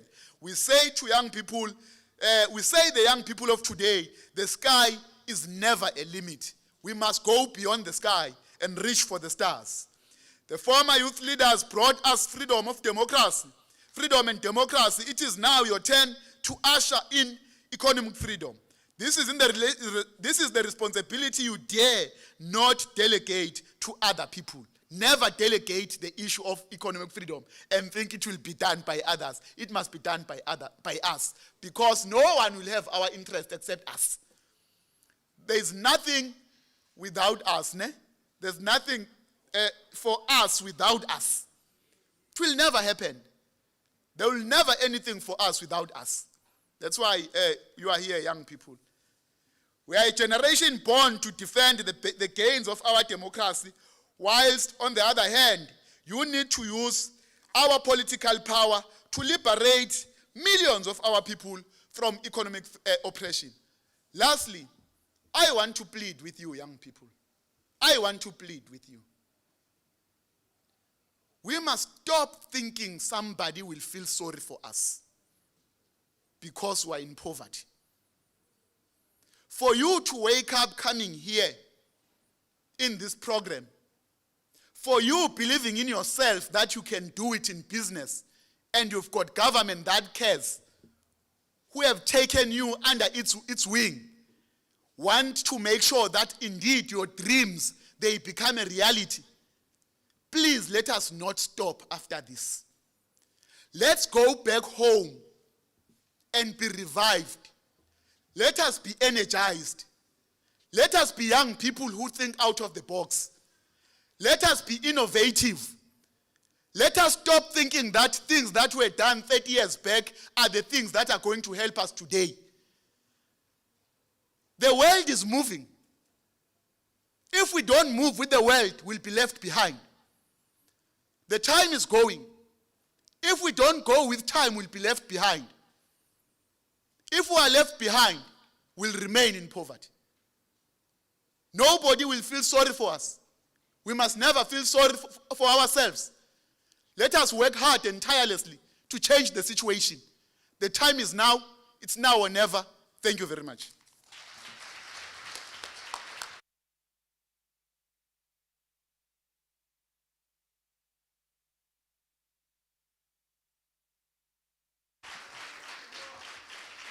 Forward with economic freedom, forward. Forward with economic freedom in our lifetime, forward. Asinikani ungqongqoshe ihlombe elikhulu. Siyabonga ngqongqoshe. You know, uma ulalele uyazi ukuthi la bekukhuluma umuntu obalidile abantu abasha. Uyayi understanda lento yabantu abasha ukuthi makukhulunywa ngabantu abasha kukhulunywa ngani. Ngqongqoshe no deputy minister kule yethu ke iage you used to say we are the future. We are not the future as young people. We are happening now. You must know that these young people who are here, they want change now, not next year or 5 years to come. As we are signing them contract here today, they want to see their life changing speedily. I know ke u-MEC wethu bantu abasha is very keen kulento ye-speed. Very, very keen kulento ye-speed. Kuzomuveka nge-speed, I can tell you. Eze kwa highlights akhona la de sikhona a day before yesterday ngqongqoshe besemtuba where there was a contractor oyokwakha izindlu zikaSukuma sakhe ezu100 ubekhona uMagaye angimbonanga la waka human settlement ethi uzoziqeda in 21 months uMagaye is there ethi uzoziqeda in 21 months and our MEC was very clear that not in my present, not in my lifetime, you can't build about 100 houses for more than 20 months. It cannot happen. Service delivery has been there, building of houses has been there, but the speed has not been there. There must be a speed now. The changing of the lives of young people, it must happen drastically and with speed now. There must be a difference. That is the theme of that department, ungqongqoshe ayilidayo. Siyabonga kakhulu ngqongqoshe. There is an item now, the musical item. Esoya kuyona. Are you ready that side? Ngizocela nje sihlale. Silalele. I know MEC, most of those who knows our MEC, they won't be surprised when they see the genre that we are having. Umuntu wasenquthu lo emakhaya uhleze emphasize ukuthi umuntu wasemakhaya. Are you ready? Thank you very much. Over to you, Mr. DJ.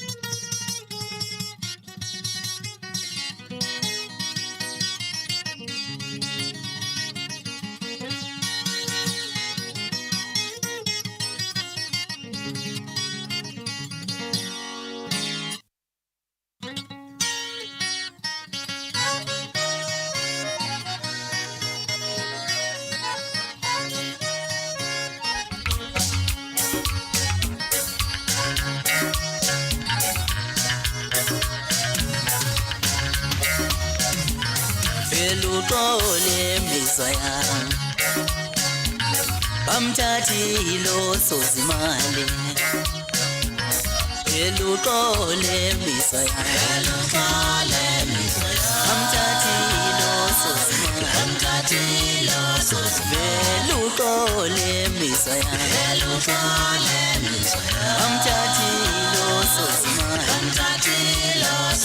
usuliso kafukufa imkhuba yemali now suliso kafukufa imkhuba yemali ngoba imali iyabalamlelo fukufale be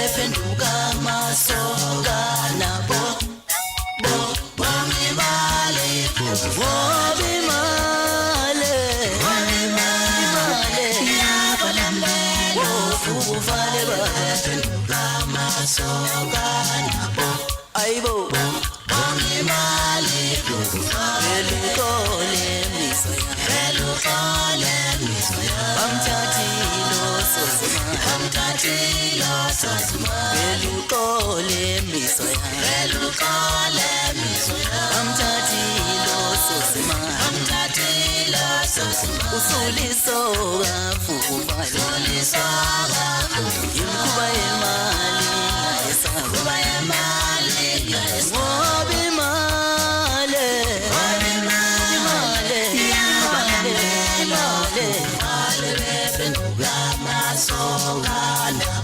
we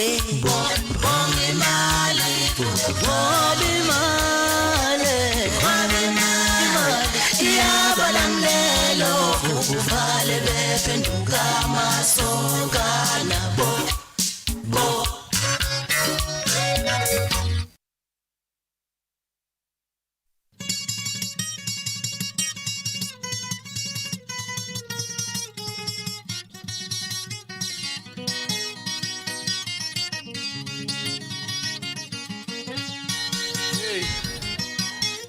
Sanibonani. Niyaphila kodwa. Ake sithi viva ngqongqoshe viva. Ithi phambili ngezokwakha phambili. Ake nivume nayo le ngoma. Angithi bakhona abantu abakwazi ukwakha la. Uthi ngqongqoshe. Isitini nodaka makuhlangane. Zwila ngithi. Isitini nodaka makuhlanga khulumile ungqongqoshe isitini no ukhulumile ungqongqoshe kwenzenja ukhulumile ungqongqoshe kwenzenja ukhulumile usotobe hawuze ukhulumile usotobe kwenzenja umnotho wele kubani isitini hayibo abantu mabakhele izindlu isitini hayibo abantu mabakhele izindlu isitini kwenzenja abantu mabakhele izindlu hayibo bafethu igama ngokuqhosha ngokwenza kwakhe imfene enhle emhlophe thakathe emini kwabha ezimnyama ezimbi zoyithatha ebusuku bafethu sibonge kakhulu ubukhona benu sibonge kakhulu umsebenzi eniwenzayo ngoba enikwenzayo kukhuphula isizwe kakhulu ngoba ayikho indawo edlula ikhaya ngithi so sinezindlu nje imisebenzi yenu emihle sibongeke ungqongqoshe ukuthi ngihlale ngibuka ezokuxhumana ngibuka imisebenzi ayenzayo kuningi nje akwenzayo emakhaya ogogo banikeza izindlu kuthiwa kade esemjondolo kuthi ugogo usehlala endaweni ekahle nabantu abangamile kahle empilweni sikushayela ihlombe kakhulu lokho so osonkontileka bala abagcolela ngithanda ngoba abantu abasha kakhulu sibashayela ihlombe elikhulu ngoba kuqala bekuthiwa umsebenzi wokwakha kuthiwa hayi into yamakhehla leyo yabona kodwa manje ngathi kuyashintsha siyabonga kakhulu ngizoshaya manje ingoma yodwa amagquma amabili ngoba ngisazobuya ke mase kuvalwa yonke into sengizovala ngenye liginya ke manje ngithi lapho ngizobe sengichallenge ke insizwa ezikhona la kunazo zize la nezintombi zakhona ezinhle asambe lapho baba oza my select ngiphethe inkunzi yomlungu lapha na ekhoneni awusukuma nje ujamula uDobovu oza baba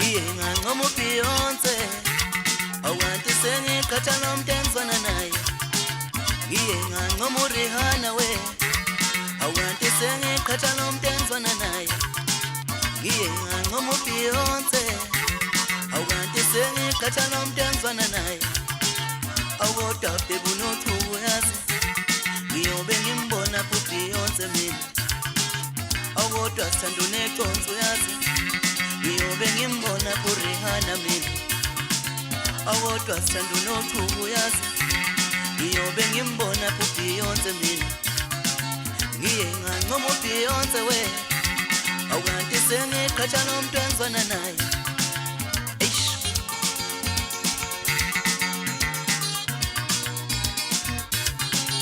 uye walala wangifulathela awu baby ngoneni uye walala wangifulathela awu baby ngoneni uye walala wangifulathela kodwa sithanda ngenzeni uye wanginika amaguma amabili kodwa baby ngenzeni uthi yazana nontabankulu kodwa baby ngoneni uye walala wangifulathela uye walala wangifulathela uye walala wangifulathela kodwa baby ngenzeni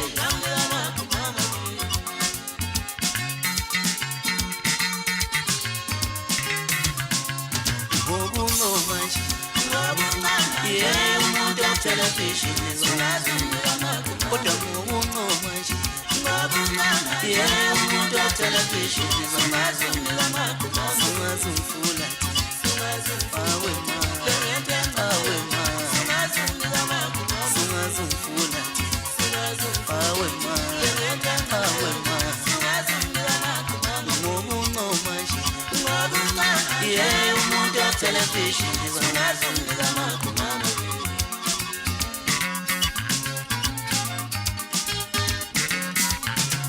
uye wazishuda yeah uye wazishuda uye wazishuda yeah uye wazishuda uye wazishuda yeah uye wazishuda zeluphenduke wonke luphenduke zeluphenduke yenze luphenduke musuku ngishadalo yeah musuku ngishadalo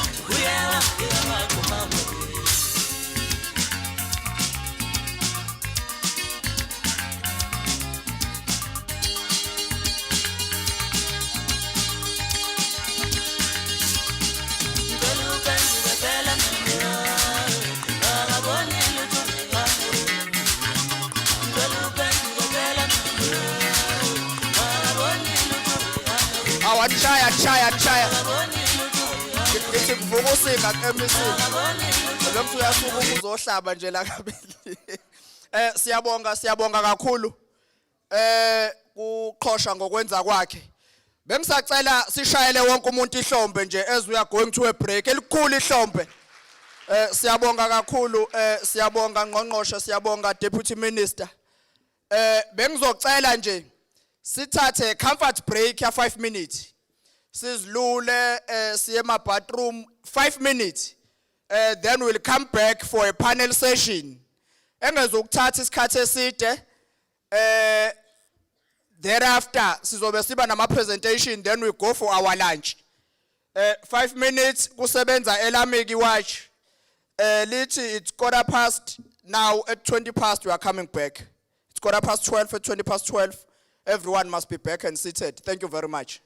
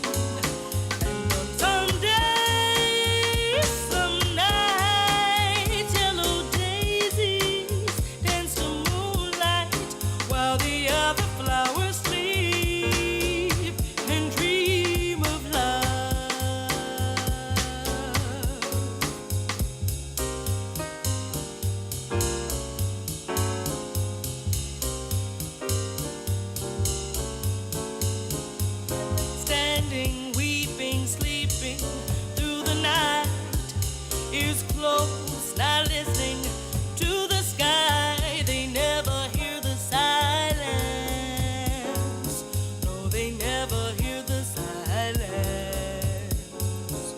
But in the way lies another, just like the rest, another whose tears have formed a dance, a blessed trance, healing memories into a smile. And on some days, some nights, yellow daisies dance to moonlight while the other flowers sleep and dream of love. Some days, some nights, yellow daisies dance to moonlight while the other flowers sleep and dream of love, and dream of love, and dream of love, and dream of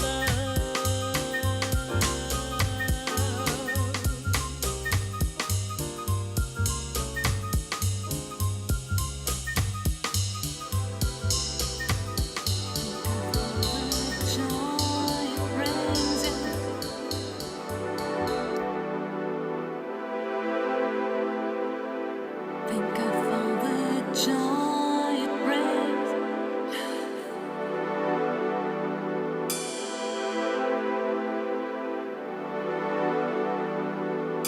Think of all the joy it brings you.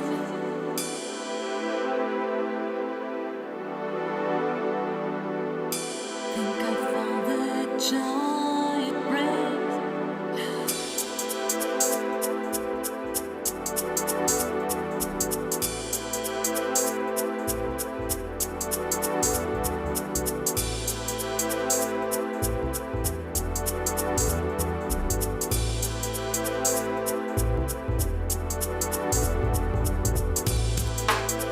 Joy it brings.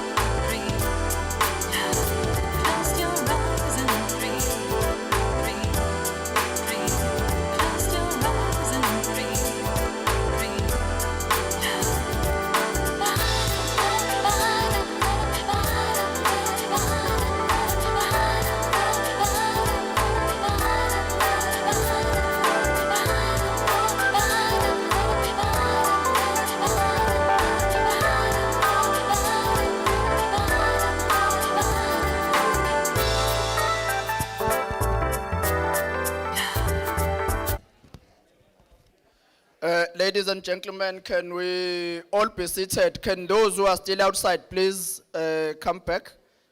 Our 5-minute refreshing break is gone now. Can everyone who's still outside please come back?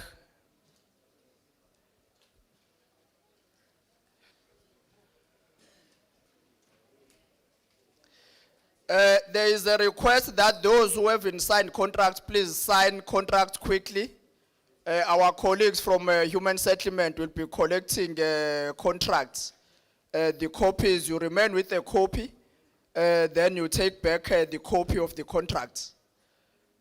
Let all of us, those who are part of beneficiaries in the program, do so quickly. You just put your signature, you remain with a copy, and you send a copy back. I am going to hand over now the program, this session, to Umfowethu Upumi. He is going to direct this session until the end. Mfowethu Upumi, over to you. The platform is yours now.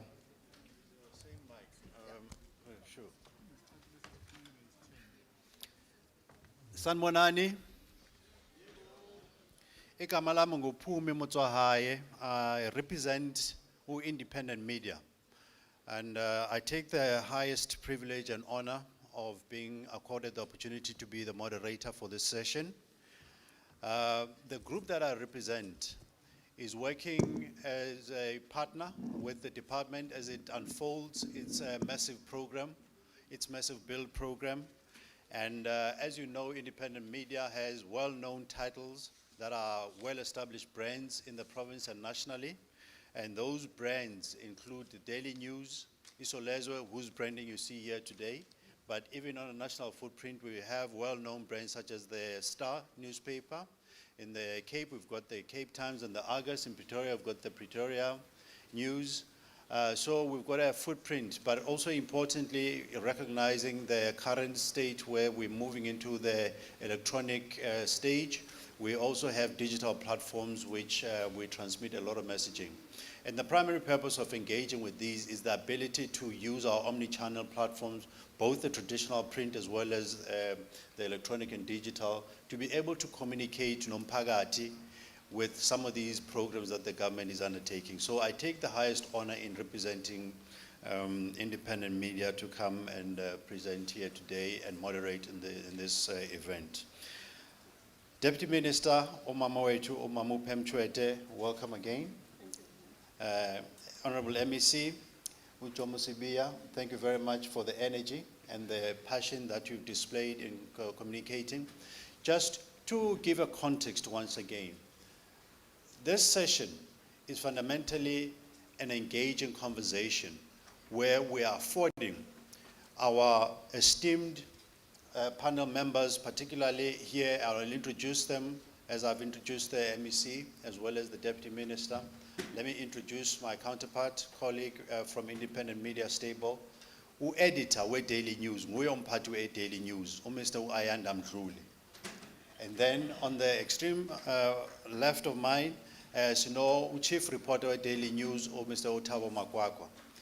Babas join in this panel, and they're going to be afforded an opportunity to engage, to probe, and there's no censorship in the kind of in the range of questions that they will be asking and engaging. And then, you know, Mr. Umdumhlozi, Director of Transformation Programs in the Department of Human Settlements. So that's my panel today. Quite expanded, quite broad in its reach and categorization. I was captivated in some of the thematic topics that I picked up out of the engagements. The centralization of the youth has been a very topical and very key aspect of what we're talking about MEC.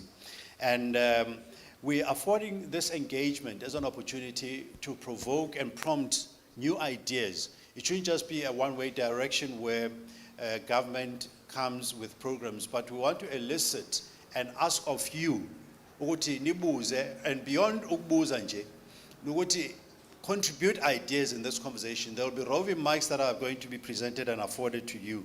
But importantly, one of the things that we'll be deriving out of these engagements is the ability to bring out new skills out of these programs, even beyond today's session. So I think importantly for me, I'd like to afford the opportunity to our panelists to engage, and they'll be asking questions to the leadership. So Mr. Mdluli, let me hand over to you. But I suppose the concluding remark for me is perhaps a question that maybe the leadership could contemplate towards the closure, which is, what are the key things that you would want to determine and define in June 2022, that is in 12 months' time out of this program? What are those elements? What are the attributes? What are the things that we'll be able to say, these are the legacy things that we implanted out of the signing ceremony where we're launching the Youth in Business, Youth in Construction, I beg your pardon. So that's perhaps a concluding remark at the tail end of this, but I wanted to cue in as we prime in, we edit our Mr. Ayanda Mdluli to give us his opening question to the leadership. Over to you, sir, and by way of introduction, you may once again give a context of who you are, your background, and daily news. Thank you, sir. Thank you, Phumi. I really appreciate that. Sanibonani nonke. Yebo, igama njengoba kade seshilo umfowethu wakaMotsohaye, igama nguAyanda ngwakamdluli, and I'm the editor of the Daily News, one of the biggest newspaper brands in KwaZulu-Natal. And I'd just like to say that it's a privilege for us to be here at the core issues that are affecting the youth in terms of infrastructure development in KwaZulu-Natal. Deputy Minister, MEC, it's also a privilege for me to be able to engage you, and for you, Mr. Hlozi as well, and Thabo. Thank you for also being here and for being part of the proceedings.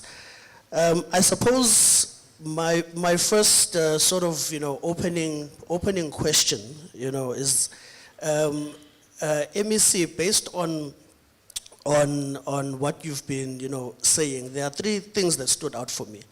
One, we talked about skills transfer. You talked about changing the system at its core. And then you talked about poverty being sort of Africanized in the South African context. So, when I look at youth in construction, and when I look at the construction sector in South Africa, I see a highly monopolized industry with let's say maybe 5, 6, or 7 major companies that are dominating the space. I see a highly saturated market where it's very difficult for the young people who are in this forum to participate in.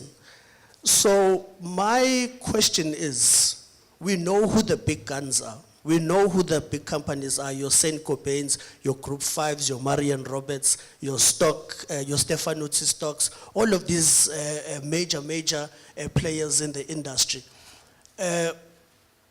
Is there not a need for an integrated summit or session in order to bring in these young people to speak to the key issues that you spoke of, in order to transfer the skills and to be the change that we want to see in the system? And I'm asking you as one of the youngest editors as well in South Africa. So can you please maybe perhaps just highlight that, and for you also, Deputy Minister, if you could also weigh in, and as well, Mr. Hlozi, as the head of transformation as well, to weigh in this particular issue. Thank you so much.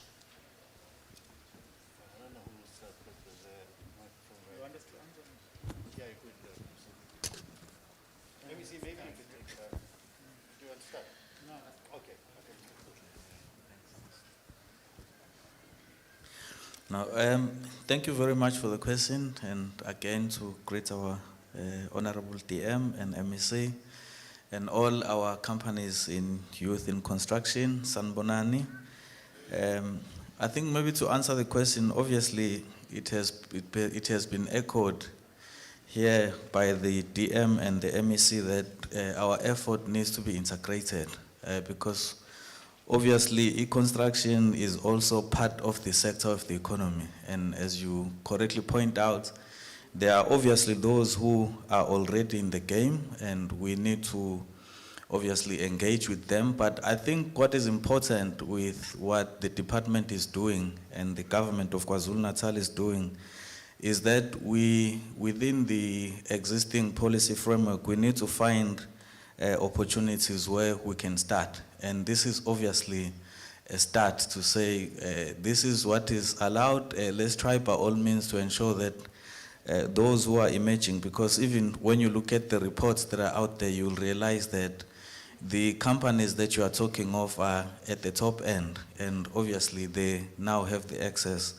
and the numbers, like large numbers, are in 1 to 4, and these are the companies that you have here. So for you to start changing the status quo, you obviously need to focus on this group, ensure that they get into the system, and once they've got into the system, you then look at other opportunities, as we have our financial institutions that are here, to see how they can access finance, and once they can access finance, they can take on opportunities. And the companies that you're talking about, we're already working with them. It's an issue of engaging them so that they understand what we're trying to do as a department, and they can also support that. So all of us can then work in tandem in the sector. Thank you very much, Program Director Pumi Mfowethu. Sibingelele abafowethu abaqhamuka ka Daily News bobabili. DM, I'm not going to be too long. I think Untlozi has covered it very well. You remember I told you that I've got a capable team in the department. That's the capacity you are displaying right now. He is capable of responding properly. We are grateful. No, you see, I think this conversation is probing quite a very important area. We are quite correct when you say the construction sector is also monopolized, because it's not the only sector that is monopolized. But it's also monopolized, but it's not saturated. It's monopolized but not saturated. The monopoly that is there has made it to be seen as if it's not accessible. Yeah. It's the monopoly that is a problem. Not necessarily because it's saturated. That's why you are capable of even counting the top guns. They are not even 10. You count them. And they are the ones who have monopolized the industry. We need to bundle that. We need to unbundle that and open space for our young people and our people in general in the country. Because if we continue allowing the big guns to be the only players in the system, then it will remain as if it's saturated, it's unpenetratable. We just need to make sure, as Untlozi has been saying, the framework that is there for now, let's use what is there. Be aggressive on it. Be deliberate in changing the system. But we need to change the system itself, not to allow monopoly. We need not to allow monopoly. So that's why I'm in agreement with him when he says, we are starting, that's why we are starting here. Because we are not just going to wake up having big guns tomorrow. But again, those who are Africans in particular, we do have some who are big. Let's use them. Let's give them opportunities. But also we're appealing to our people that when you get opportunities, let's do umsebenzi in a manner that is expected. Our workmanship. We must have very good workmanship and produce quality work so that we are able to continue as a country saying we do have a number of big companies now, black companies, that we can do. But believe you me, the issue of integrating everyone under one roof, we're very, very much keen in engaging even those who have monopolized the sector. We are not running away from them, because once you run away from them, it will be like you fear them or there is something about. We want to engage even them, that be part of transformation. If you don't want to be part of transformation, we'll transform without you and you'll be left behind. That is the attitude. Thank you. Thank you very much. Perhaps as there might be a follow-up question, but let's allow the Honorable Deputy Minister to complement that. But Deputy Minister, if you can just allow me just to indicate that the proceedings here are being transmitted on the Daily News Facebook page as well as on YouTube. Just type in human settlements, you'll see the live feed being, and you can communicate that to your counterparts, colleagues, and friends around the province and around the country. Thank you very much. Over to you, Deputy Minister. Thank you very much. Let me start by again thanking the MEC for inviting me here. And I want to start where the MEC has ended. And for me, I want to say this is the industry which is white, male dominated. And that alone, it means we need to change it. And since I've been here, you can see the trend that people don't want to transfer skills. And then majority of those who do not want to transfer skills, not that black people do not know what they want, they do. But they are at a level where they are not given a chance to be up there. And the feeling that I have is that this is a start. By the MEC, it is a start. And I've listened to him when he was giving us the speech. He said, I'm going to monitor. The failure of government, it's when we will give students bursaries to universities. And then after giving them students to bursaries, I know what I'm talking about. I'm from the water and sanitation, where every year I was saying we're giving out students, bursaries to students, 500 and something students that are in university. Do we monitor those students after completion? Are we able to monitor them? Because we've given them bursaries. And I feel that we don't do enough. If we are doing it, it is not enough. We need to do more on the side of monitoring, because it's something that we don't do. And I'll be failing this government, or I'll be failing women and youth if I do not talk about the implementation of 40% and 10%. And the problem here, youth, if you are given chance to do business, I heard the minister, the MEC saying, don't misuse money. If you are given money, what is the failure of us? I want to say our black industry. Once you are given time to show your skills, the first thing that you want to buy is Maserati. You'll jump for Maserati because people must see you that dinemali mna. They don't do that. Now ngokubambalwa people that have Maseratis that are big contractors. But Tina, we don't have that managerial skills and financial managerial skills where we're saying, this is my first year, where the MEC said, I'm going to monitor you. If are you getting the money? Yes, you did get the money. And your failure, the first lump sum that you get, I have money. So what we need to do, we need to grow. Don't jump for things that are too much.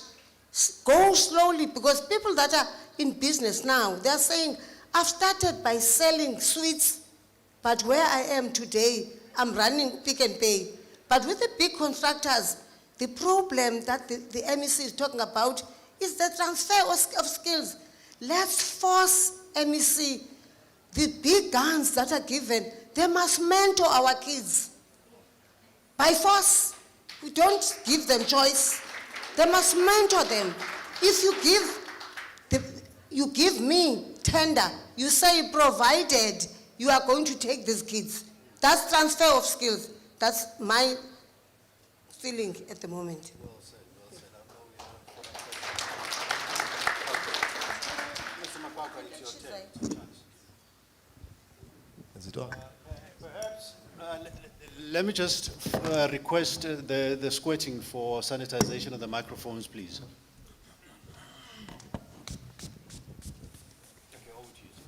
Thank you very much. Once again, my name is Thabo Makwakwa. Of course, some of you would know me from the Inside Factor. And ours is to probe politicians, to hold them accountable, to ask questions that people do not get to ask on the streets, because we hardly get to have a sitting or sessions with our politicians. So my question here is, we have got, maybe I need to just give a context to my question before I go into it. We have today young, hopeful adults sitting here, and I believe all of them believe that this will of course transform their lives. And we understand that the background of many of them here is as disadvantaged as mine. Now in the country we have got, or maybe let me just bring it to the province, we have got MSc and of course Deputy Minister with Mr. Hlozi here, Head of Transformation.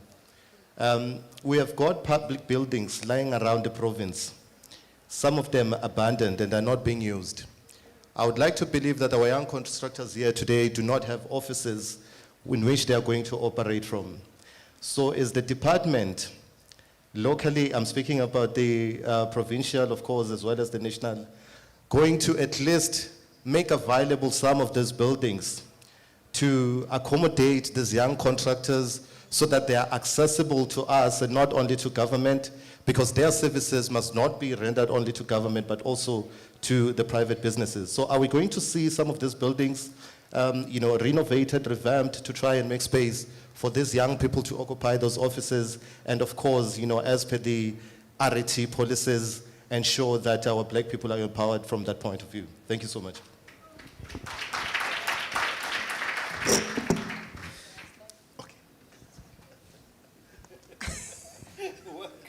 I jumped for this one because it's always my question to say, yes, the MEC is new in the public sector and he's not new in politics.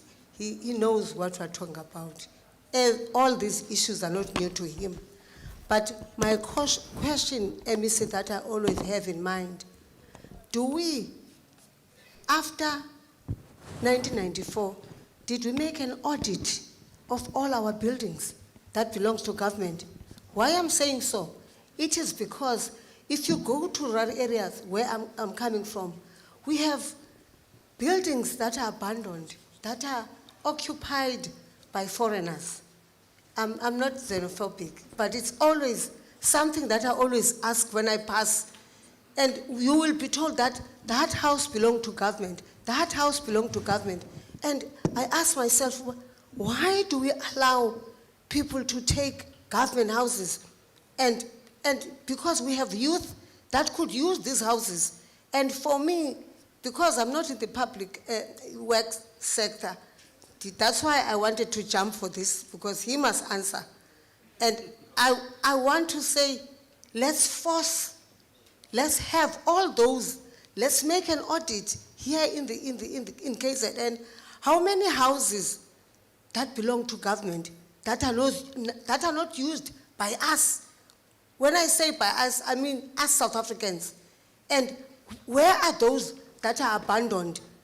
And the other thing, the last thing that I want to ask, now I'm adding to what you've asked, that the problem that we're failing at is the issue of maintenance in public works.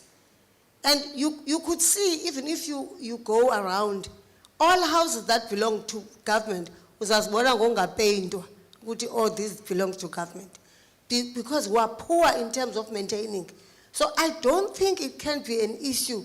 I don't think youth can suffer if things can be negotiated, MEC, to say, of course you're not going to get free, you have to pay electricity, you have to pay rent, but you can't say we are going to buy a building when we have, as government, have buildings. That can be negotiated. Thank you very much.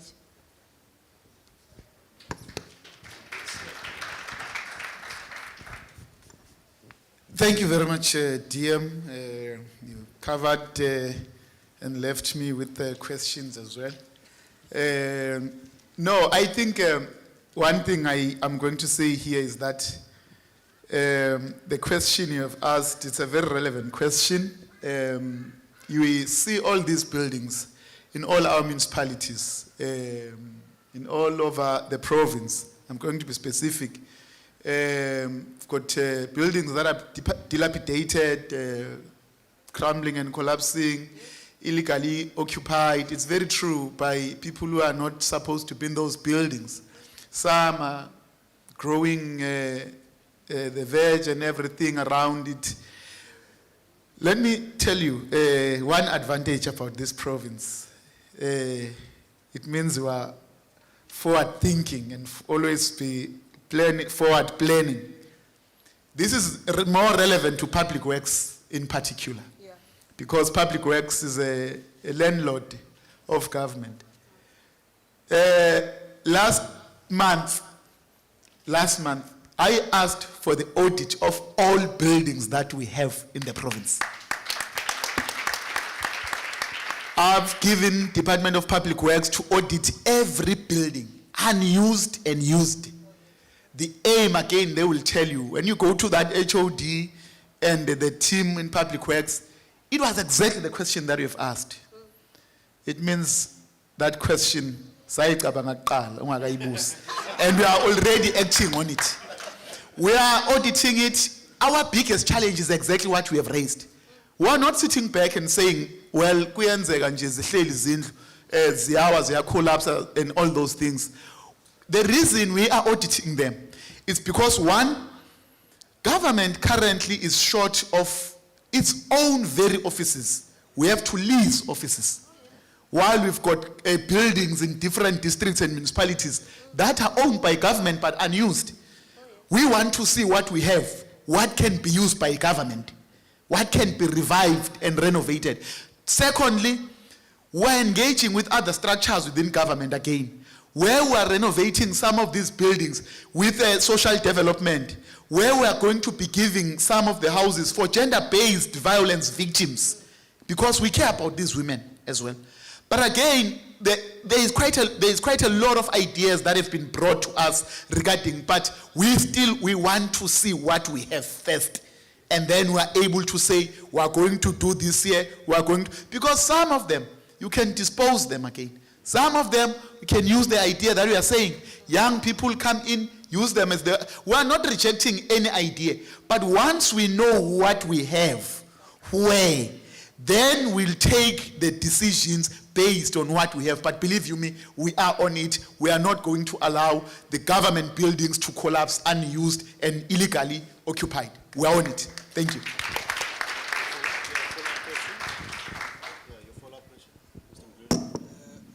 Are you still going to answer, Mr. Hlozo? You're fine. Okay. All right. I thought while you're on this topic, perhaps we should also address, I think, the elephant in the room, so to speak. And that is the issue which is, before Parliament, the issue of land expropriation without compensation, and how it fits into the bigger scheme of things in terms of human settlements and public works. Deputy Minister, as we've got young entrepreneurs who are looking for opportunities, who are looking to get into properties and buildings and do their business. But as we sit, the very same youth don't have adequate housing from where they come from. In some areas, there's no proper sanitation. Some of our communities are highly underdeveloped. There was a discussion earlier by the MEC around spatial planning, and we still see spatial planning along the lines of apartheid, where RDP houses and government housing projects are built in already crowded townships and communities. There is no land. There's a bill before Parliament looking at the issue of expropriating land in order for those who have been dispossessed to be repossessed, so to speak. So how does the whole issue of land expropriation without compensation fit into the bigger scheme of things in the context that I've just highlighted? Thank you.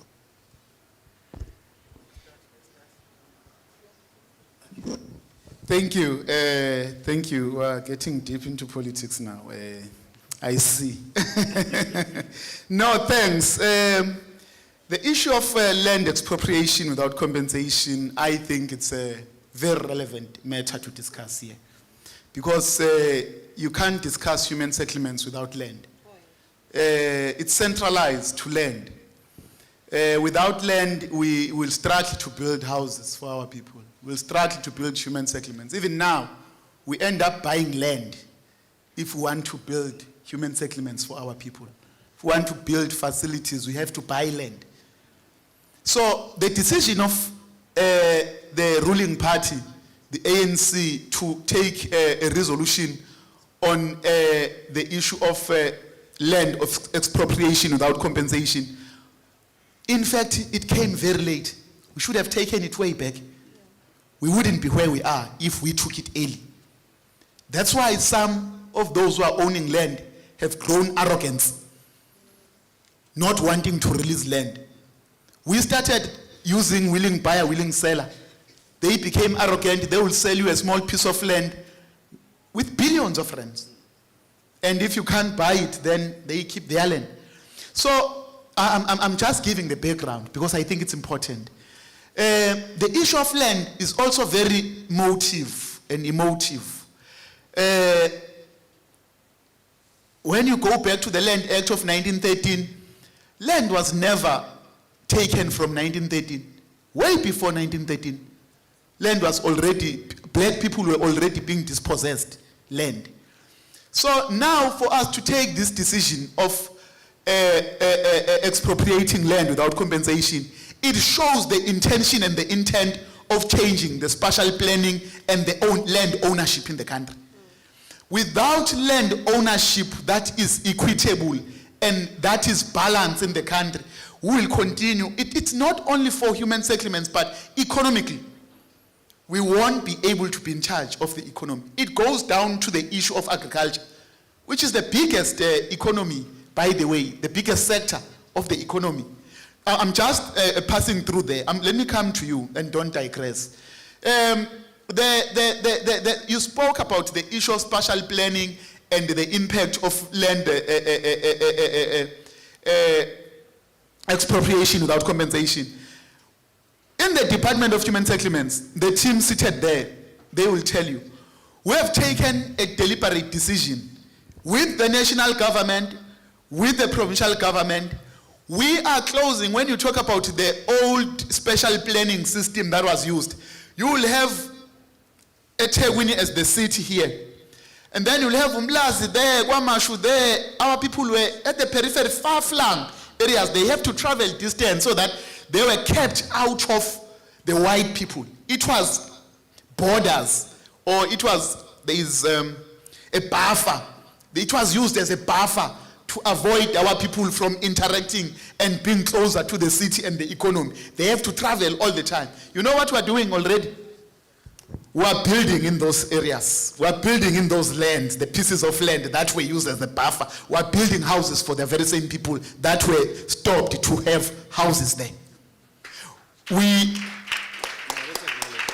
are continuing in the city here in Durban. Close the team here. We are having a program where we are already building the inner city houses, the social housing in the inner city. Buildings that are here, we're taking some of them, we're putting our people in them. Before, flats were only reserved for certain colors. We're building houses in the inner city using flats as a social housing system so that our people can stay and live in the city, have your home in the city. You don't have to have a home in rural area in Mutu only. Those who want to have houses in the city, they must have them. So we are on it. We are implementing it. I'm not saying we are going to do it. We are using, even in small towns, you will go to Newcastle today, one of our flagship program, the project JBC, we're doing exactly that. Building mega houses, number of houses to use these buffer zones that were to block our people not to be part of the city. Land expropriation without compensation is going to save us money, is going to make sure that our people, they own the land. But related to human settlement, we will have spaces and pieces of land where we'll build our people without any frustration. We want it today, not tomorrow. Thank you. Thank you very much, MEC. Deputy Minister, I don't know if you want to take a shot at it again. I wondered if you wanted to give a perspective on land expropriation. I'll add to what. Certainly, by all means. No, I think the MEC has covered most of the issues, but because I started working as a deputy minister in the Department of Rural Development, and what the MEC has said, 1913 people were forcefully removed, and the expropriation of land without compensation, sometimes it sounds like it's political to other people, because we're saying give back our land, but we've got to be very careful when we do that as government. Fortunately, I am serving in the committee, which is called IMC, Interministerial Committee, which is led by Deputy President Mabuza. And that committee is only talking about land. And we are on it as government. We are now making sure that we want to release land so that there is no human settlement without land. We've got to have land in order for us to build houses. Last point that I would like to raise is that government made the point that we should go out and talk to people. They were going province per province, discussing the very same issue of land. And the feeling of our people is that they want their land, but the problem of us, MEC, the last thing, once, I'm from the rural development, once we are given that land, we as black people, we want money than land. And you will finish that money within no time. But if you are given money, that is the land claims, people will prefer money than be given their land. And of which land is future for your kids. And if you are given money, you will eat it and finish, and your future or your children will never get that land again. So we are on it as government, we're working, and soon the president was releasing land in Limpopo, and I know there's some from the committee that the president is going to various places. Of course, this is agriculture, public works, and human settlement working together, trying to make sure that we get and government release land, and we are on it, and we're going to succeed. Thank you. Thank you very much. Mr. Makwakwa, perhaps your follow-through question, if there's any. Thank you very much. In the keynote as addressed by the MEC, he said that young people are tired of queuing, they are tired of waiting. This transformation is necessary, and it must happen now and not in the future. Now, in their speech, particularly the Deputy Minister said that, of course, we must acknowledge the youth of 1976. We must give thanks to them and what they have done for us. And I did not hear the Deputy Minister speaking about the youth of today, was speaking about fees must fall. It appears as if though there is this, endless, and I'm not saying it should stop, but there is this recognition that we seem to reserve for the youth of 1976, which of course is, most of them they're all adults, they're all very old today. It seems we forget about the youth needs of the people who today are youth. I am saying this because, of course, and I would like for you to answer this question, Head of Transformation, because we have got people who are contractors, by the way, and they are given permanent contract jobs to build houses throughout the province and, of course, in other provinces. They have so much money, they start flaunting on Instagram, choppers every day, everywhere. Now, I am asking a question. Those people, of course, have got these political connections. And I don't know who's close to who in government here. Are we going to see any of these young people given major big contracts by this department to ensure that, of course, we realize the economic freedom that we're speaking about? And I hope, of course, that in your message of RT, you will, of course, not shy away from preaching it, because there is a new trend that we're seeing, people wanting to, deassociate themselves from that. And I even heard you saying here, hey, now we're going deep into politics. This is politics. This program is as a result of politics. We live in politics, and only political solutions are going to ensure that we address all the political problems we've got. So ahead of transformation, when do we stop seeing these permanent stay contractors in government who are flaunting today because you give them so much money? Excluding the others who have not given, who have not been given a little opportunity to at least try their luck in government. Thank you so much. I don't know who wants to give that a shot, and as you ponder your responses, we've gone in about 30 minutes into our panel discussion. There's possibly about another 20 minutes or so. I will afford possibly a couple of questions from the floor, and even beyond questions, just importantly contributions, because we want to, once again, as I indicated in my opening remarks, we want to be able to afford you as youth in construction opportunities to enhance the regulatory, the working, the administration of how the environment that they're going to be operating in is going to be rolling out. So, Mr. Ndlozi, over to you before we allow the leadership to wrap up on the particular question. No, thank you very much, Program Director, and thank you for the question, Mr. Makwakwa. I think it's a very interesting question because I think what is good with South Africa is that we are a country that is guided by legislative and policy framework. I think in all addresses by both the Honorable Deputy Minister and the Honorable MEC, it came out quite strongly that the group that you see here today went through a very rigorous process in terms of them coming through into the system. We obviously went through an open, fair and transparent process in line with the existing public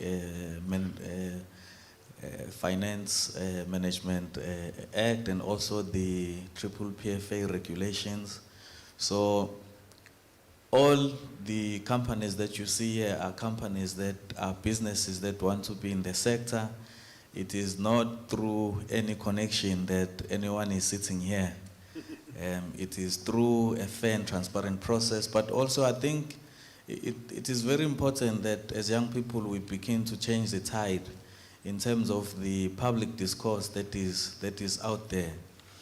When we had the summit, and obviously young people were putting their ideas and opinions on what we need to do as government, it came out quite strongly that we do not want to have companies that live today and when we come back next year, they are not here. What we are doing as a department is to build resilient and sustainable businesses that will move from what we have now as CIDP level 1 and 4 to companies that can really play a meaningful and active role in the sector of human settlements, but also the entire market economy in South Africa. So what you see here, really, it's not, I don't want to use tenderpreneurs, but you have businesses. And as it was said, that we are looking at the issue of sustainability, and I think you can see that even the way the program is crafted, you are looking both at the soft skills, but also ensuring that while you provide the soft skills, the companies can go out there and have actual work, because to move among the grades, you need to have work that will be your proof that you've been in the space and have worked and obviously have accrued some financial resources that backs up the work that you've done. So we are building resilient, sustainable businesses and not people who want to continue to maintain the discourse or the viewpoint that we want to flaunt. Thank you very much. No, thank you. He has said it all. He has literally said it all, Unklozi. But I want to say, whoever who think being, who will be looking to work or provide services for human settlements, let me add even public works, believing that he will get favors or because he's politically connected, then he will make it. It's history. Some of us won't be part of that.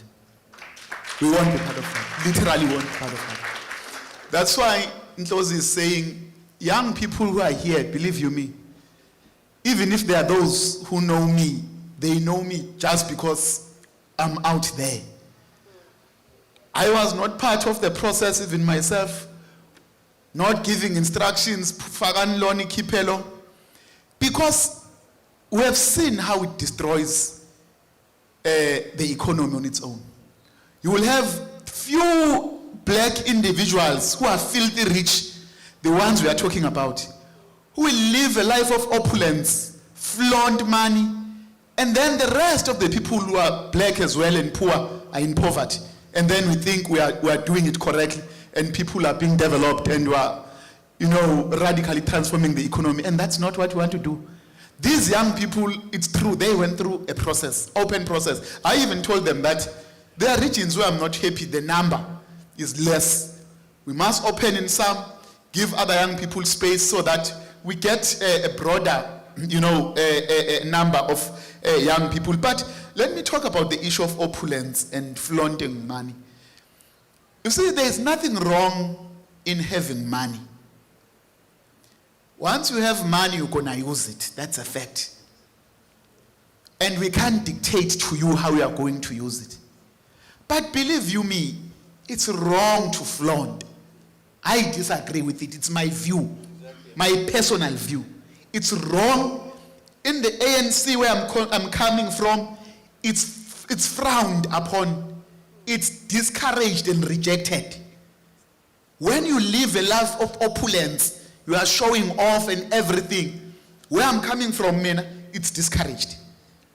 We are asked to be like anyone, meaning anyone who comes from it. Because I know where your question is going. And I must just answer it and be fair. So, because these young people, it's true, we want them to be sustainable. We don't believe after working so hard, even born, they will believe the first check they get, the first payment they get, their invoice, then they go and look for expensive cars and everything. Obviously, they will buy a car because a car is a need for them to travel, moving from point one to point B. But I don't think, as the minister was saying with DM, then they must go for a kill and become, you just collapse. Those today, we can count a number of business people who are living that life, you know them. They collapsed. Because they didn't invest in business. When you're in business, you get money, you invest in business, you grow your business, then you take what is left. That's the attitude. But if you believe that when you are going to take your money and then you will be seen drinking expensive, you can drink it if you afford it, but don't go out showing off. Don't go out showing off. But I wanted to say one thing here that I don't want to forget. You said, yes, the youth of 1976, we seem to give them quite a bit of accolades and forgetting. It's not because of that. We admire the generation that was part of the Fees Must Fall agenda. We admire them. They really went an extra mile. But let's go back then. The difficulties of 1976 under the brutality of a system that was there. It's a different system. It's a democratic system. They are allowed too much. I'm not saying it's easy. That's why we admire them. That they went out, demanded that the university fees must fall. We came in as the government, and then we came in and also did something about it. But I'm saying there are things that we must honestly sit back and say, can you compare the two? Can you compare the two? That brutality, the system on its own. Not that I'm downplaying. We are not, but I know the next generation will admire this generation of Fees Must Fall. That's how life goes. We admire them in 1976, but their generation, believe you me, they didn't admire them as us. The next generation will admire the Fees Must Fall generation. That's how life is. But we admire them. They did a great job. They literally did what their generational mission. They achieved it. That's what we want to see from young people. Thank you. Thank you very much. MEC, we'll allow complimentary message also from Deputy Minister, but in the meantime, I will also bring in my media colleagues from Vuma FM and Tlatlamakanya, as well as from Devon Youth Radio, to possibly give a commentary or amplifying points or questions. Deputy Minister? Oh, thank you very much. I just want to start where the MEC ended. And particularly the issue of the youth, the difference between 1976 and Fees Must Fall. I think the MEC has covered me on that one. But I want to say to the youth, we were oppressed for more than 300 years by the apartheid regime.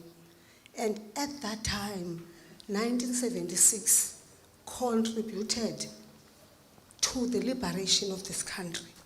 1994,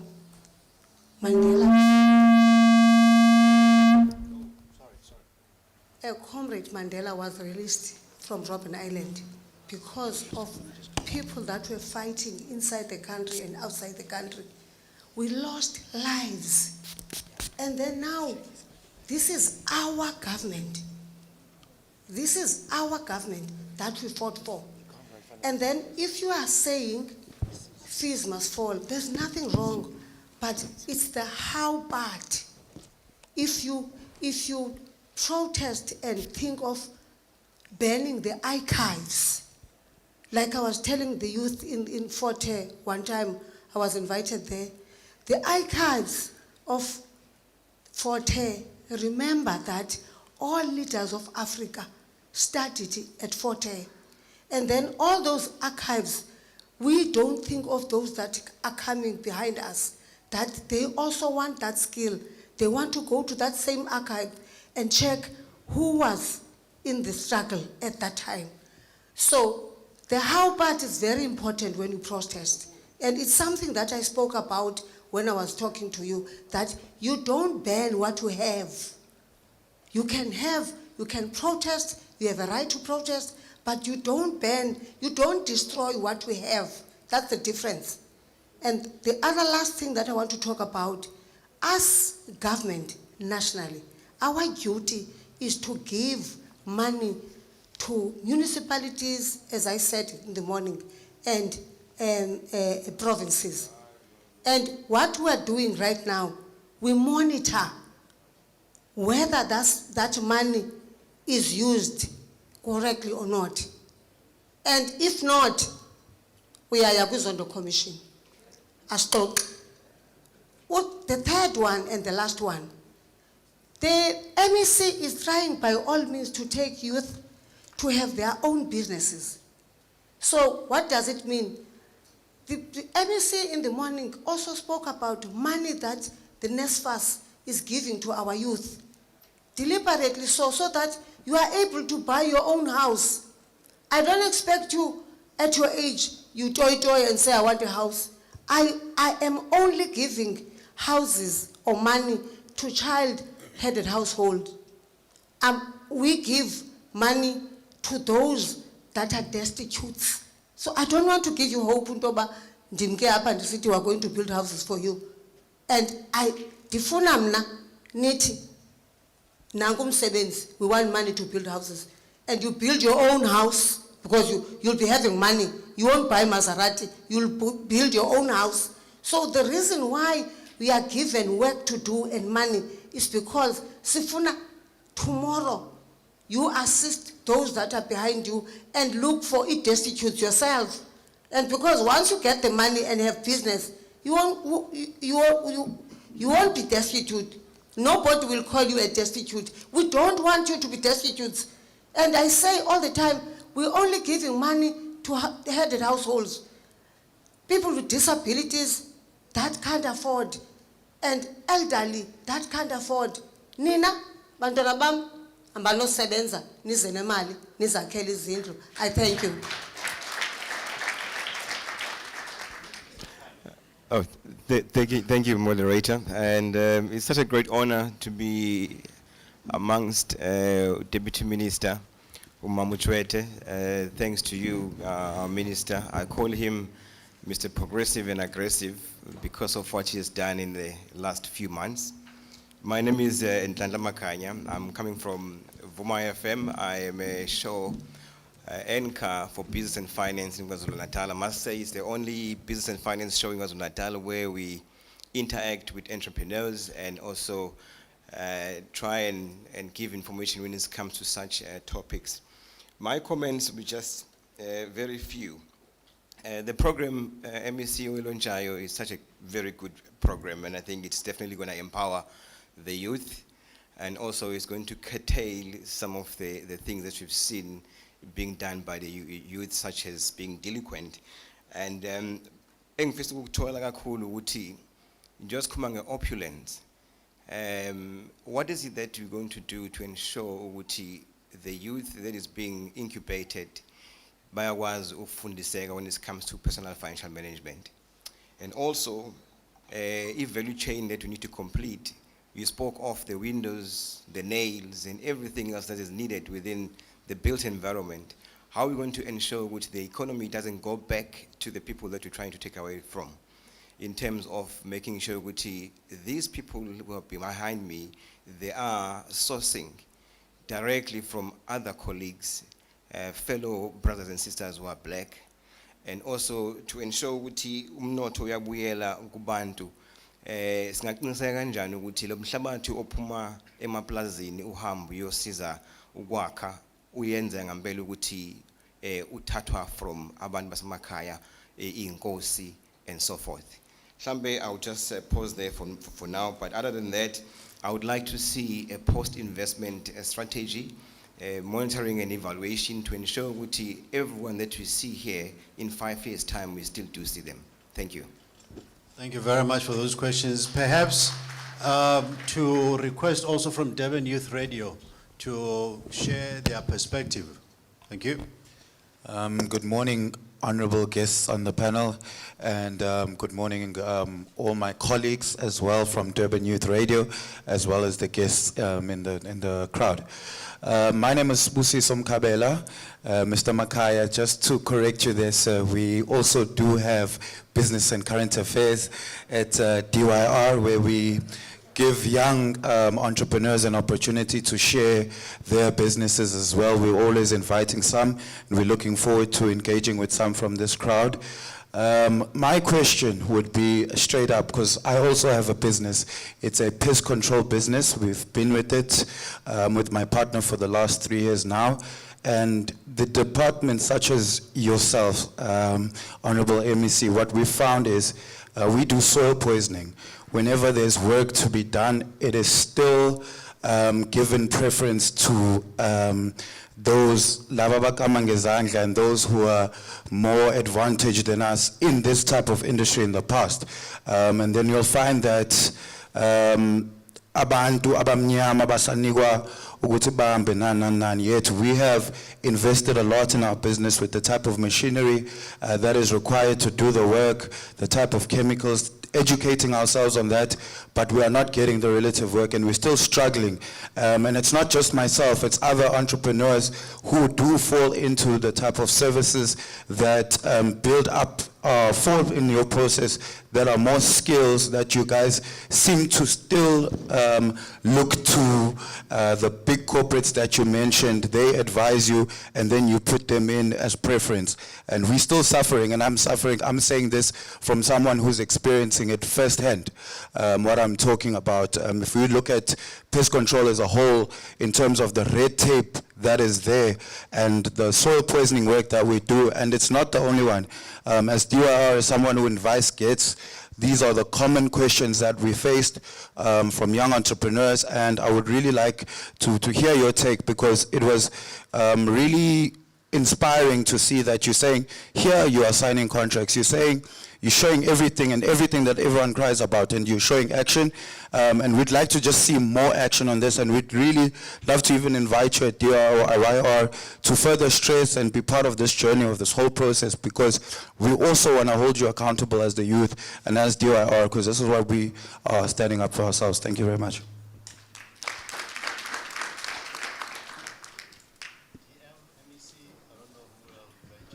I will take them. Yeah. Thank you, so that we also move with time. Baba Umakany from Vuma FM, thank you for your contribution. As always, Siyabonga. I think you are asking, in fact, you started by raising an issue of young people being involved in some delinquent activities because of the opportunities that are not there. We are very much aware, as government in general, at all levels. We are very much aware of what is the contributing factor on issues of delinquency when it comes to youth. That is exactly why government deliberately, from national down to municipalities, we have taken a deliberate decision to identify young people as a sector that is a priority. We're exactly dealing with that. We're deliberately dealing with that and intervening, because we want young people really not to be wasted. They get wasted on drugs and many other substances because there are no opportunities. This is one evidence that I don't want to talk about others. I'm just talking about this one. Whether you talk about another one in this province, that is run by the Office of the Premier, the Youth Fund, which again has helped quite a lot of young people. We are not giving money there, we are buying them the material that they need. If you want machinery worth 5 million, we buy that machinery for you.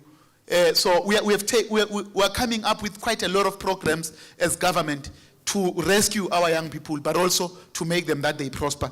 And then you raise an issue of the young people that were putting under our incubation program today.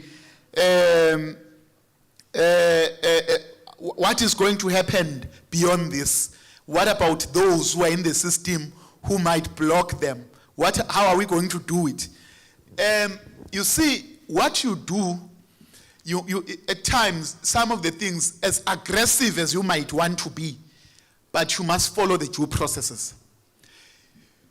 You take these young people through the paces we're taking them on. You capacitate them, you build capacity. Because it's not going to help us to bring young people and say we are giving you work and there's no capacity, they collapse the following day. You capacitate them, you've got this pool of young people. You bring, there was a question that was asked here earlier on. In fact, I should have responded to it, came back to it. We agree that we are going to call a convention or an indaba with all the sectors in the built industry, the big conglomerates that you've counted, with these young people being part. Because if we say we want them to be part of transformation, as the Minister was saying, they are the ones who would want to subcontractors at these young people. We are going to bring them in. We are not going to allow them to run. If those who are running away, obviously, we won't be able to. We won't be able to work with you if you don't want to assist us to transform. For me, that is the agenda. We can't work with people who want to see the country being where it is today and for the past 30 years or 100 years back. So we deliberately going to make sure that these young people, we are linking them with opportunities. We've ring-fenced some of the business opportunities in the department just for them. Meaning we are deliberate and we are making sure that they are going to get business. They are not just here to sit and stay back doing nothing. The issue of monitoring and evaluation, I think you've said it so well. I can't say more. We are tracking and tracing. I said it's like COVID. We are tracking and tracing, monitoring and evaluating. Next year we'll be back here exactly for that purpose. Mkhabela, ngizwile niyabanga la no Baba Makhanya. Now ubiza this delegation in a crowd. This is not a crowd. So the issue of you are raising, my brother, we take what you are saying. There are challenges, we can't ignore that there are challenges. That's why we are changing things. That's why we are taking a different direction. In fact, a direction that should have been taken. But the government has taken such approach for the longest of time. It's just that we haven't been aggressive on it. Because I don't want to be seen as if it's just something that, DM, that it's my concept. It's the government concept and an ANC concept. But maybe the speed of implementing it and the aggressiveness hasn't been there, and the conviction. We note the issue of, in fact, you are talking about soil poisoning and pest control. It's not the only, part of our sector where we still have challenges. But I'm in agreement with you. That's why we are taking these deliberate decisions. And we are saying those who say we've got what it takes, come to us. Let us work with you. Come to us deliberately. Our office, my offices are open. It's an open door policy. You can come to us and say, we do have capacity. We would want to be considered, but also we must take you through and help you when you need help so that you can compete with them. Our aim is not to keep the monopolizing our economy. Our aim is to unbundle the monopolies, and we're going to do that aggressively, working with committed and convicted young people like yourselves. Thank you very much. Maybe I could use your mic. Ladies and gentlemen, we have, I suppose, dealt with a range of the first round of questions. I would like to afford perhaps the next 10 minutes, being mindful of the lunch hour that is already upon us. Ukuthi nje ke siyenze isikhathi sivumele imibuzo engaba ikhona izoza ko MEC no Deputy Minister, but ngizoqala ngo Mr. Brian Mpono. Angazi ngoba ikhona microphone lapha eduze kwakho. Okay, usisi nayo ezanayo. And masenza imibuzo yethu, let's be very concise, clear and crisp and to the point. It's not even questions only, it's more importantly contributions. Thank you very much. Thanks, Pume. For the comfort of the floor, my name is Brian Mpono. I am 2 years over the youth age, which is 35. Ngithi angibeke on record lokho. Kodwa indlela ibuzwa phambili. Angithi sort of. Ngifisa ukwenza just a contribution la ethi I'm an executive director at Edison Power Group and a projects development manager for Edison Property Group. Ngifisa ukuphakama la sotobe nongqongqoshe abakhona abahlali bangaphambili ukuthi being one of the biggest black-owned infrastructure companies in the Southern Hemisphere of 43 years old, ngifisa ukwenza a contribution ethi singu EPG sifisa ukusebenzisana. I would say siyafisa because we are radical. Sifuna ukusebenzisana nomnyango waka Public Works and Human Settlements kunye ne ministry yakhona at nationally ukuthi abantu bakithi abampisholo youth and senior youth ukusebenzisana in terms of capacity building and also ukwakha i-platform efanelekile ukuthi bangene babe part of, because if kungenzi mina akekho omunye ozokwenza. Nami ngavulela umnyango at Edison Power 6 years ago, so ngithi angiphefumule ngokwamandla enginakho ukuthi cha bantakwethu lento lesiyenza together, but into engayiqikelela bafethu compliance. Even noma kuyipheshana elithi ithi yes noma no, do not overlook that. I cannot stress that more, because masekuhleli lapha kuma panel ngikusho ngoku private sector, masekuhleli lapha ko procurement panel and adjudication panel, incane into ekulahlekisa ngomsebenzi ka 5 million, ka 1 million, ka 10 million, ka 50 million ave incane. Laba abakama ngenwele basishaya lapho. Bayayiqikelela into ekuthiwa compliance. Bano accountant, bano mmeli, bano admin. Mawenza business plan, musa uqasha umuntu ongekho kwi-industry yakho. If uyamqasha, make sure that person has experience of some kind, at least 3 years. Akuhlanganise lo proposal loyo ngoba there is an industry of BEE consultants. Abantu abakhanda amaphepha ngo 5,000, 10,000 gcina senilahlekelwe imali. Qikelelani i-compliance, nothing else. Na qikelele i-compliance, I promise you, you'll get a seat at the table. Ngithi angiphefumule njengo private sector. Angibonga mphathi wahlelo. MEC DM ngicela ukuthi mhlambe a couple of hands further contributions. I see a hand there. Angiboni kahle lama lights la sengibone oyedwa khona laphana skipa esibomvu isandla lapha ngasemuva manje sigoqe lapha khona manje ngiyabonga.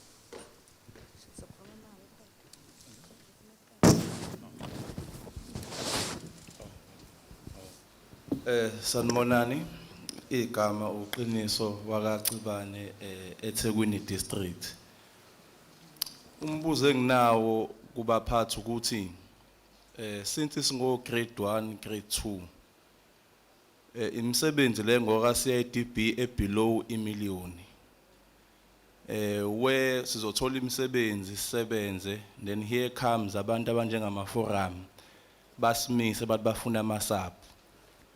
Entweni kanjalo si addressa kanjani sala ngoba soba sefieldini siyasebenza bafika labantu bathi hayi sifuna amasapu la kodwa imisebenzi below imiliyoni. Then entweni enjalo, how do we resolve leyo nto sisala before siye ngaphandle ngoba izinto lezi esibhekana nazo? Ngiyabonga.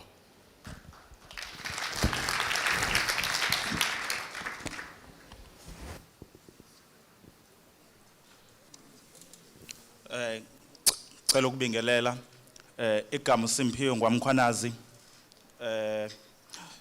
ngithanda ukubonga nje ithuba and the entire program. It has been eye-opening. What I've liked the most is the topic around transformation of the industry. By profession, I'm a quantity surveyor.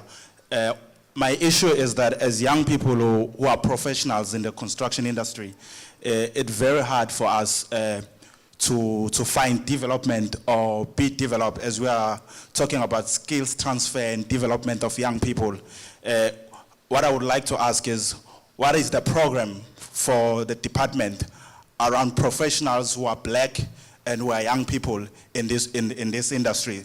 Not just giving us bursaries and leaving us there. I have a couple of friends who have gotten bursaries from the department but are unemployed today. I can, as a QS, I cannot even run my own company because I'm not compliant with the body, the quantity surveying regulation body. It makes it very difficult for us as black people to be recognized as professionals in this industry. So how does the department make sure that we are given a platform to be given skills and relevant experience so that we can play a role in this industry? Thank you.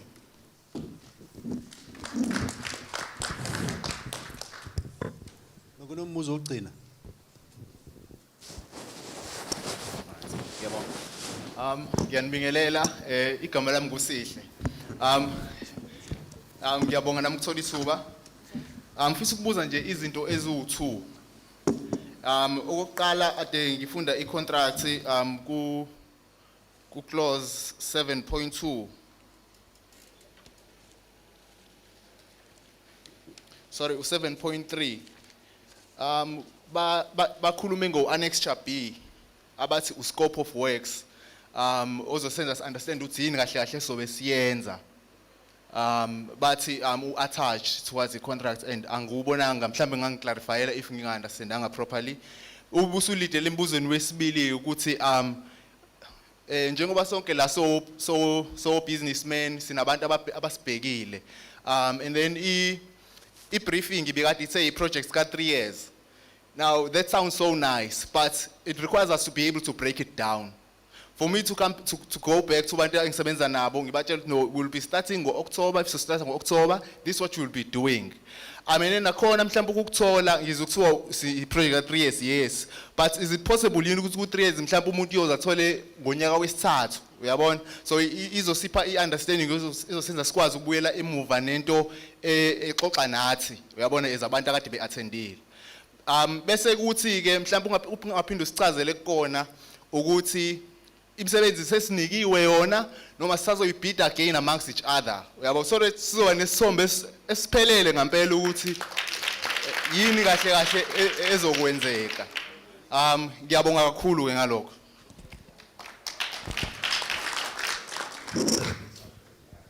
Thank you very much.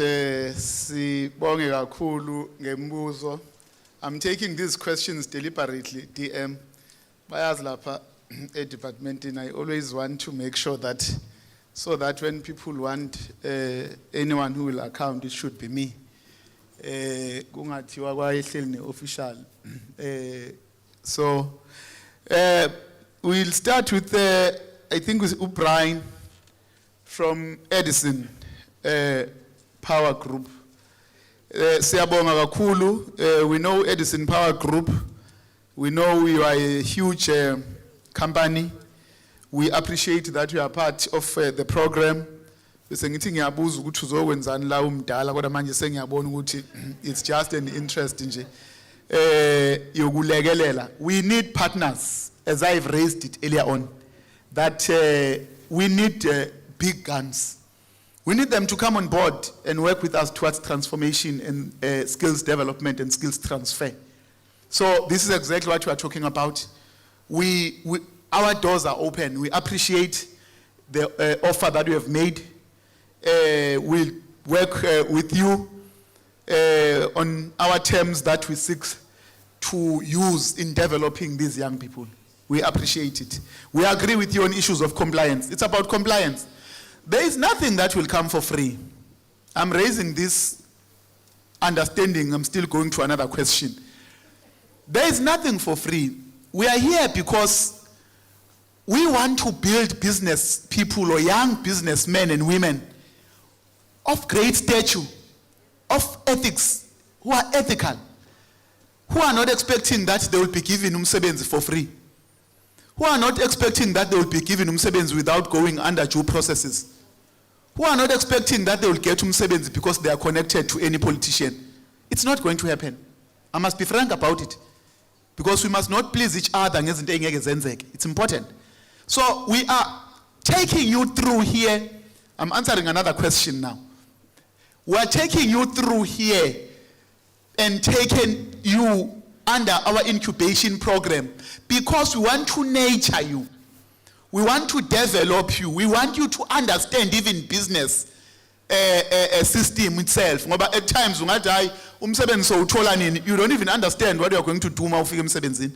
Ours, we want to build very ethical but also capable young business people, young men and women who are capable, who are not rushing. If you are here and thinking of that, you are in a wrong place. And you must be frank about each other. We are here because it's the beginning. We said it's the beginning of the journey. We started by having you in the database. We are signing contracts. We are saying we are having these companies, and we are saying we are ring fencing. We have ring fenced imali that we are going to make sure it's only for young people. Angeke senze into appointer without going to due processes. We are not going to give money for free and give him sebenzi for free.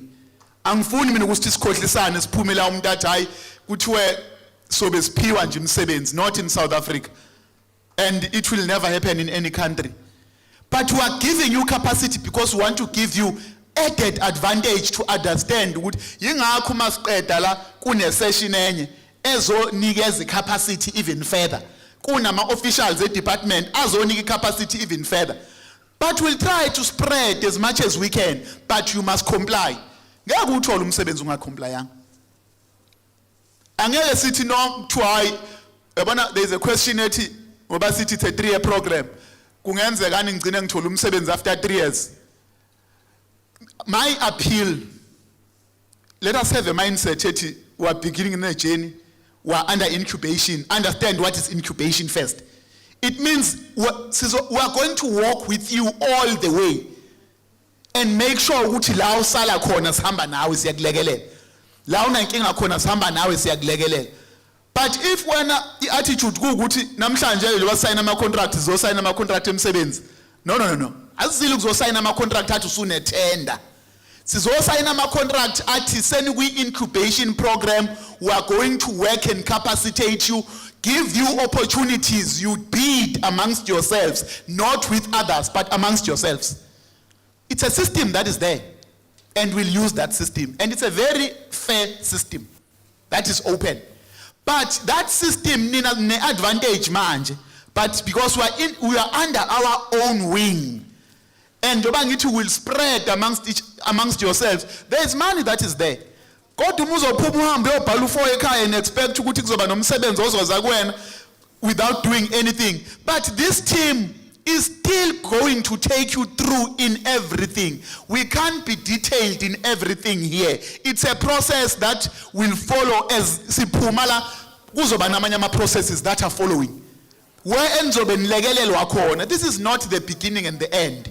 This is just the beginning. This is just the beginning. So, I want to continue. The issue of ama forums, whether amadela ngokubona or yini ngoba niwensabe ninikhuluma ngalezi zinto. Ugovernment waKwaZulu Natal took a decision, icabinet yaKwaZulu Natal. The ANC KwaZulu Natal took a decision. We are against any forum that demands umsebenzi kubantu bakithi neimali kubantu bakithi. We arrest anyone. Some of them, they come and say we want 30%. Umubani ku 30% in a million, that is 30,000. So it's 300,000. That is 300,000. And then umusubani gilelo 30% in a million, they say hayi vele usinike imali ngeke sisasebenza. Into ayitheni le? We took a deliberate decision. We won't entertain such things. We will help you where there are those challenges. We'll bring the state will use its might and deal with them. Akekho umuntu okufanele acabanga ukuthi yena will get freebies in the country. We must be honest and be open. We must be hated if people want to hate us, but hate us based on the truth that we are talking. Because we must not please each other and fear what, hey, some of these people I know them. They must come harsh on me. It's better to die for the truth than ufele uganga la ngaphandle.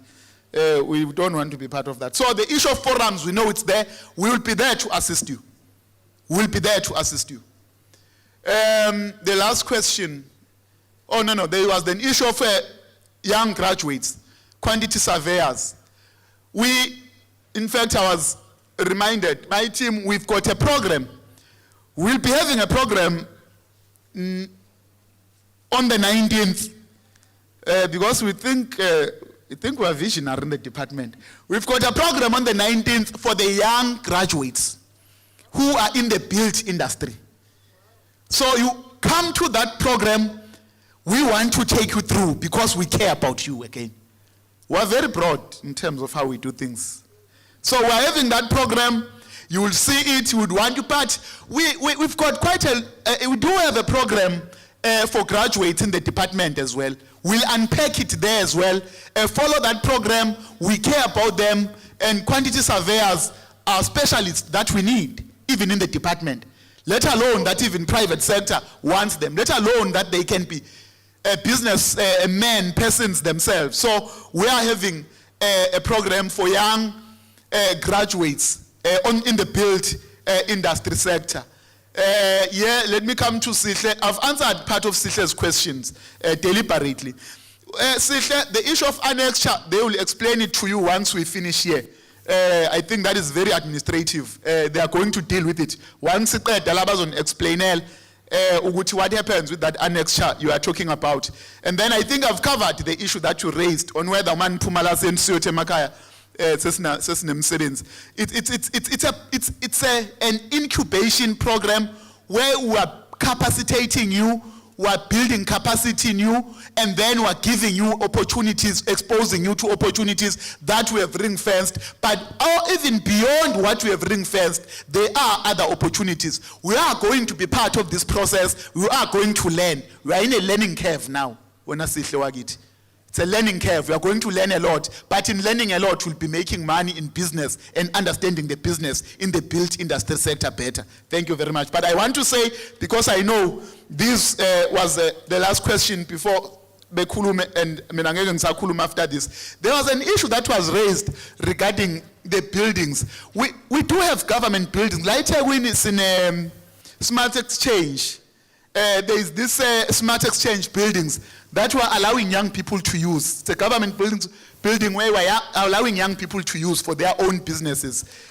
We've got CEDA in other municipalities, but the problem with CEDA, it's the functionality and its operations. We are challenged there. I'm just saying there are things that are there. We are trying by all means. But again, in the programs that we're talking about, even in the very same program, in trying to transform the sector through young people and women and military veterans, and any other business person in general, we have these pillars that we are using: the contractor development, where we are developing the contractors in general. We've got such a program that we are using. We've got this incubation that we are using, and others for others. But also the issue of material manufacturing. It's one of our pillars, where we want people to be the ones who manufacture window frames. We can't continue buying window frames. Someone asked, "Le materials we are capacitating our own people to be manufacturers of the very same door frame, window frame, and everything, so that when we say they must buy local, it must be localized in the true sense. The issue of material supply is at the center of our transformation, because material supply is the main value chain in building a house. It's a main. We talk about everything, but issue material that build a house that is expensive. Where do we get it? That is part of the transformation we're talking about. The issue of logistics and the professionalization, the one that he was talking about. Professionalization of young graduates, young planners, engineers, artisans, quantity surveyors. It's part of our transformation agenda. We are on it and we are working on it. And I can assure you, we're trying to be as broad as we can. We know we're not going to be able to satisfy everyone today, and everyone today might come out happy and say everything is being done. But we are very committed and determined. This is the beginning. And the beginning won't have everything that you want to see. But the beginning will be where we say it's our first step. The next 50 steps will cover everything that you want to see. I think it's important that we must understand that on this program that we are talking about here, we have set aside and ring-fenced 150 million for this program of yours only. Only you, nobody else. 150 million rands. So we are not talking theory. We are being pragmatic and practical about it. So we mean business when we say we want to see you making money, but not making money, just becoming proper business people who are going to contribute in the economy. Because being a business person, it means we are going to contribute in the economy. We are going to be employing people. We are going to be the employers of the people. You asked us, what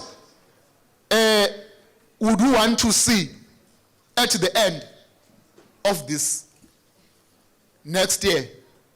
What would I want to see? What would you want to see?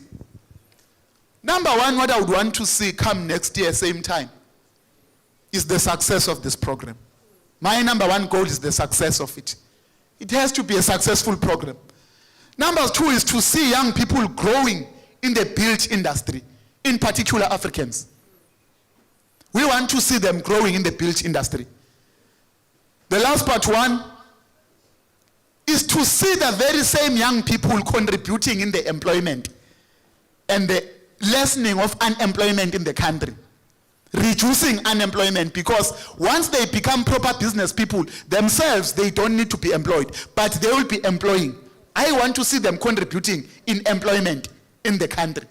That will be the last one. Is for me to see poverty being reduced in the country and the province. It's part. Once they employ people, they don't need employment, they manage to contribute in the economy, poverty will decrease. It's a cycle. It's a cycle in the chain. So thank you very much for an opportunity. This program will be a success. I can assure you, we are determined to see it being successful. Thank you.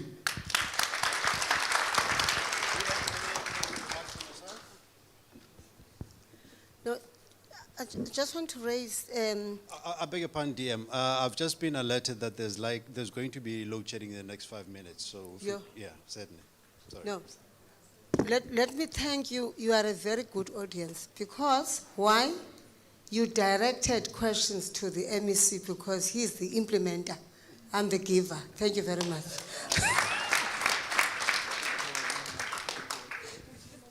Okay, thank you very much, Deputy Minister. Mighty appreciated for those kind closing remarks. MEC, thank you very much once again. Your responses have been very assuring in terms of where the program is going to be, and even the incisive questions that came through were appropriately and well attended to. I would like to suggest, without any further ado, that we wrap up this particular segment of the program for today, and there will be lunch. Lunch will be immediately behind you as you entered. There will be the serving points as well as seating points there. Can I suggest, I don't know how far this load shedding is going to be distorting our program. The time right now is 2 o'clock.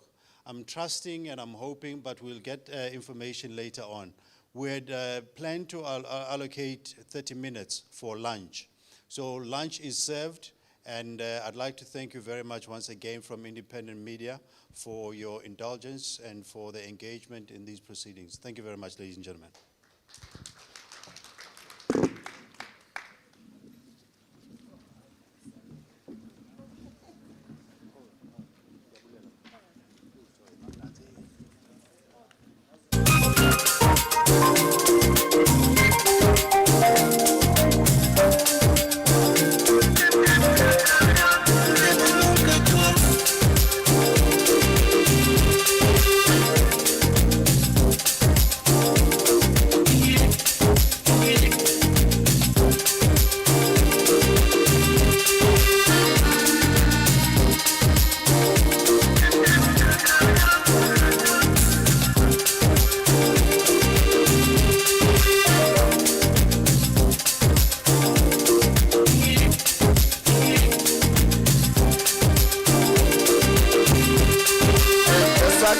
After lunch, there's a generator here. We'll just notice maybe for 3 minutes. Then the generator will kick in. So you must not be worried. Just have lunch and come back. Thank you.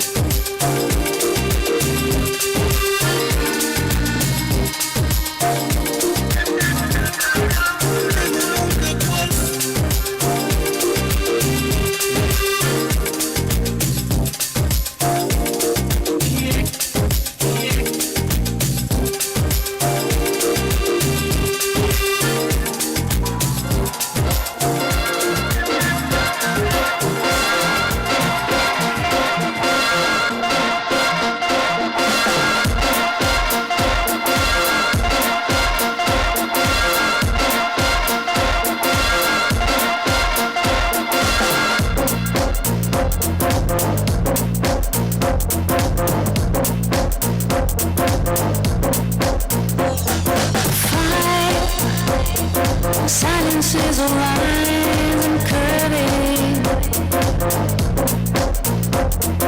minds, counting my own brains to get out.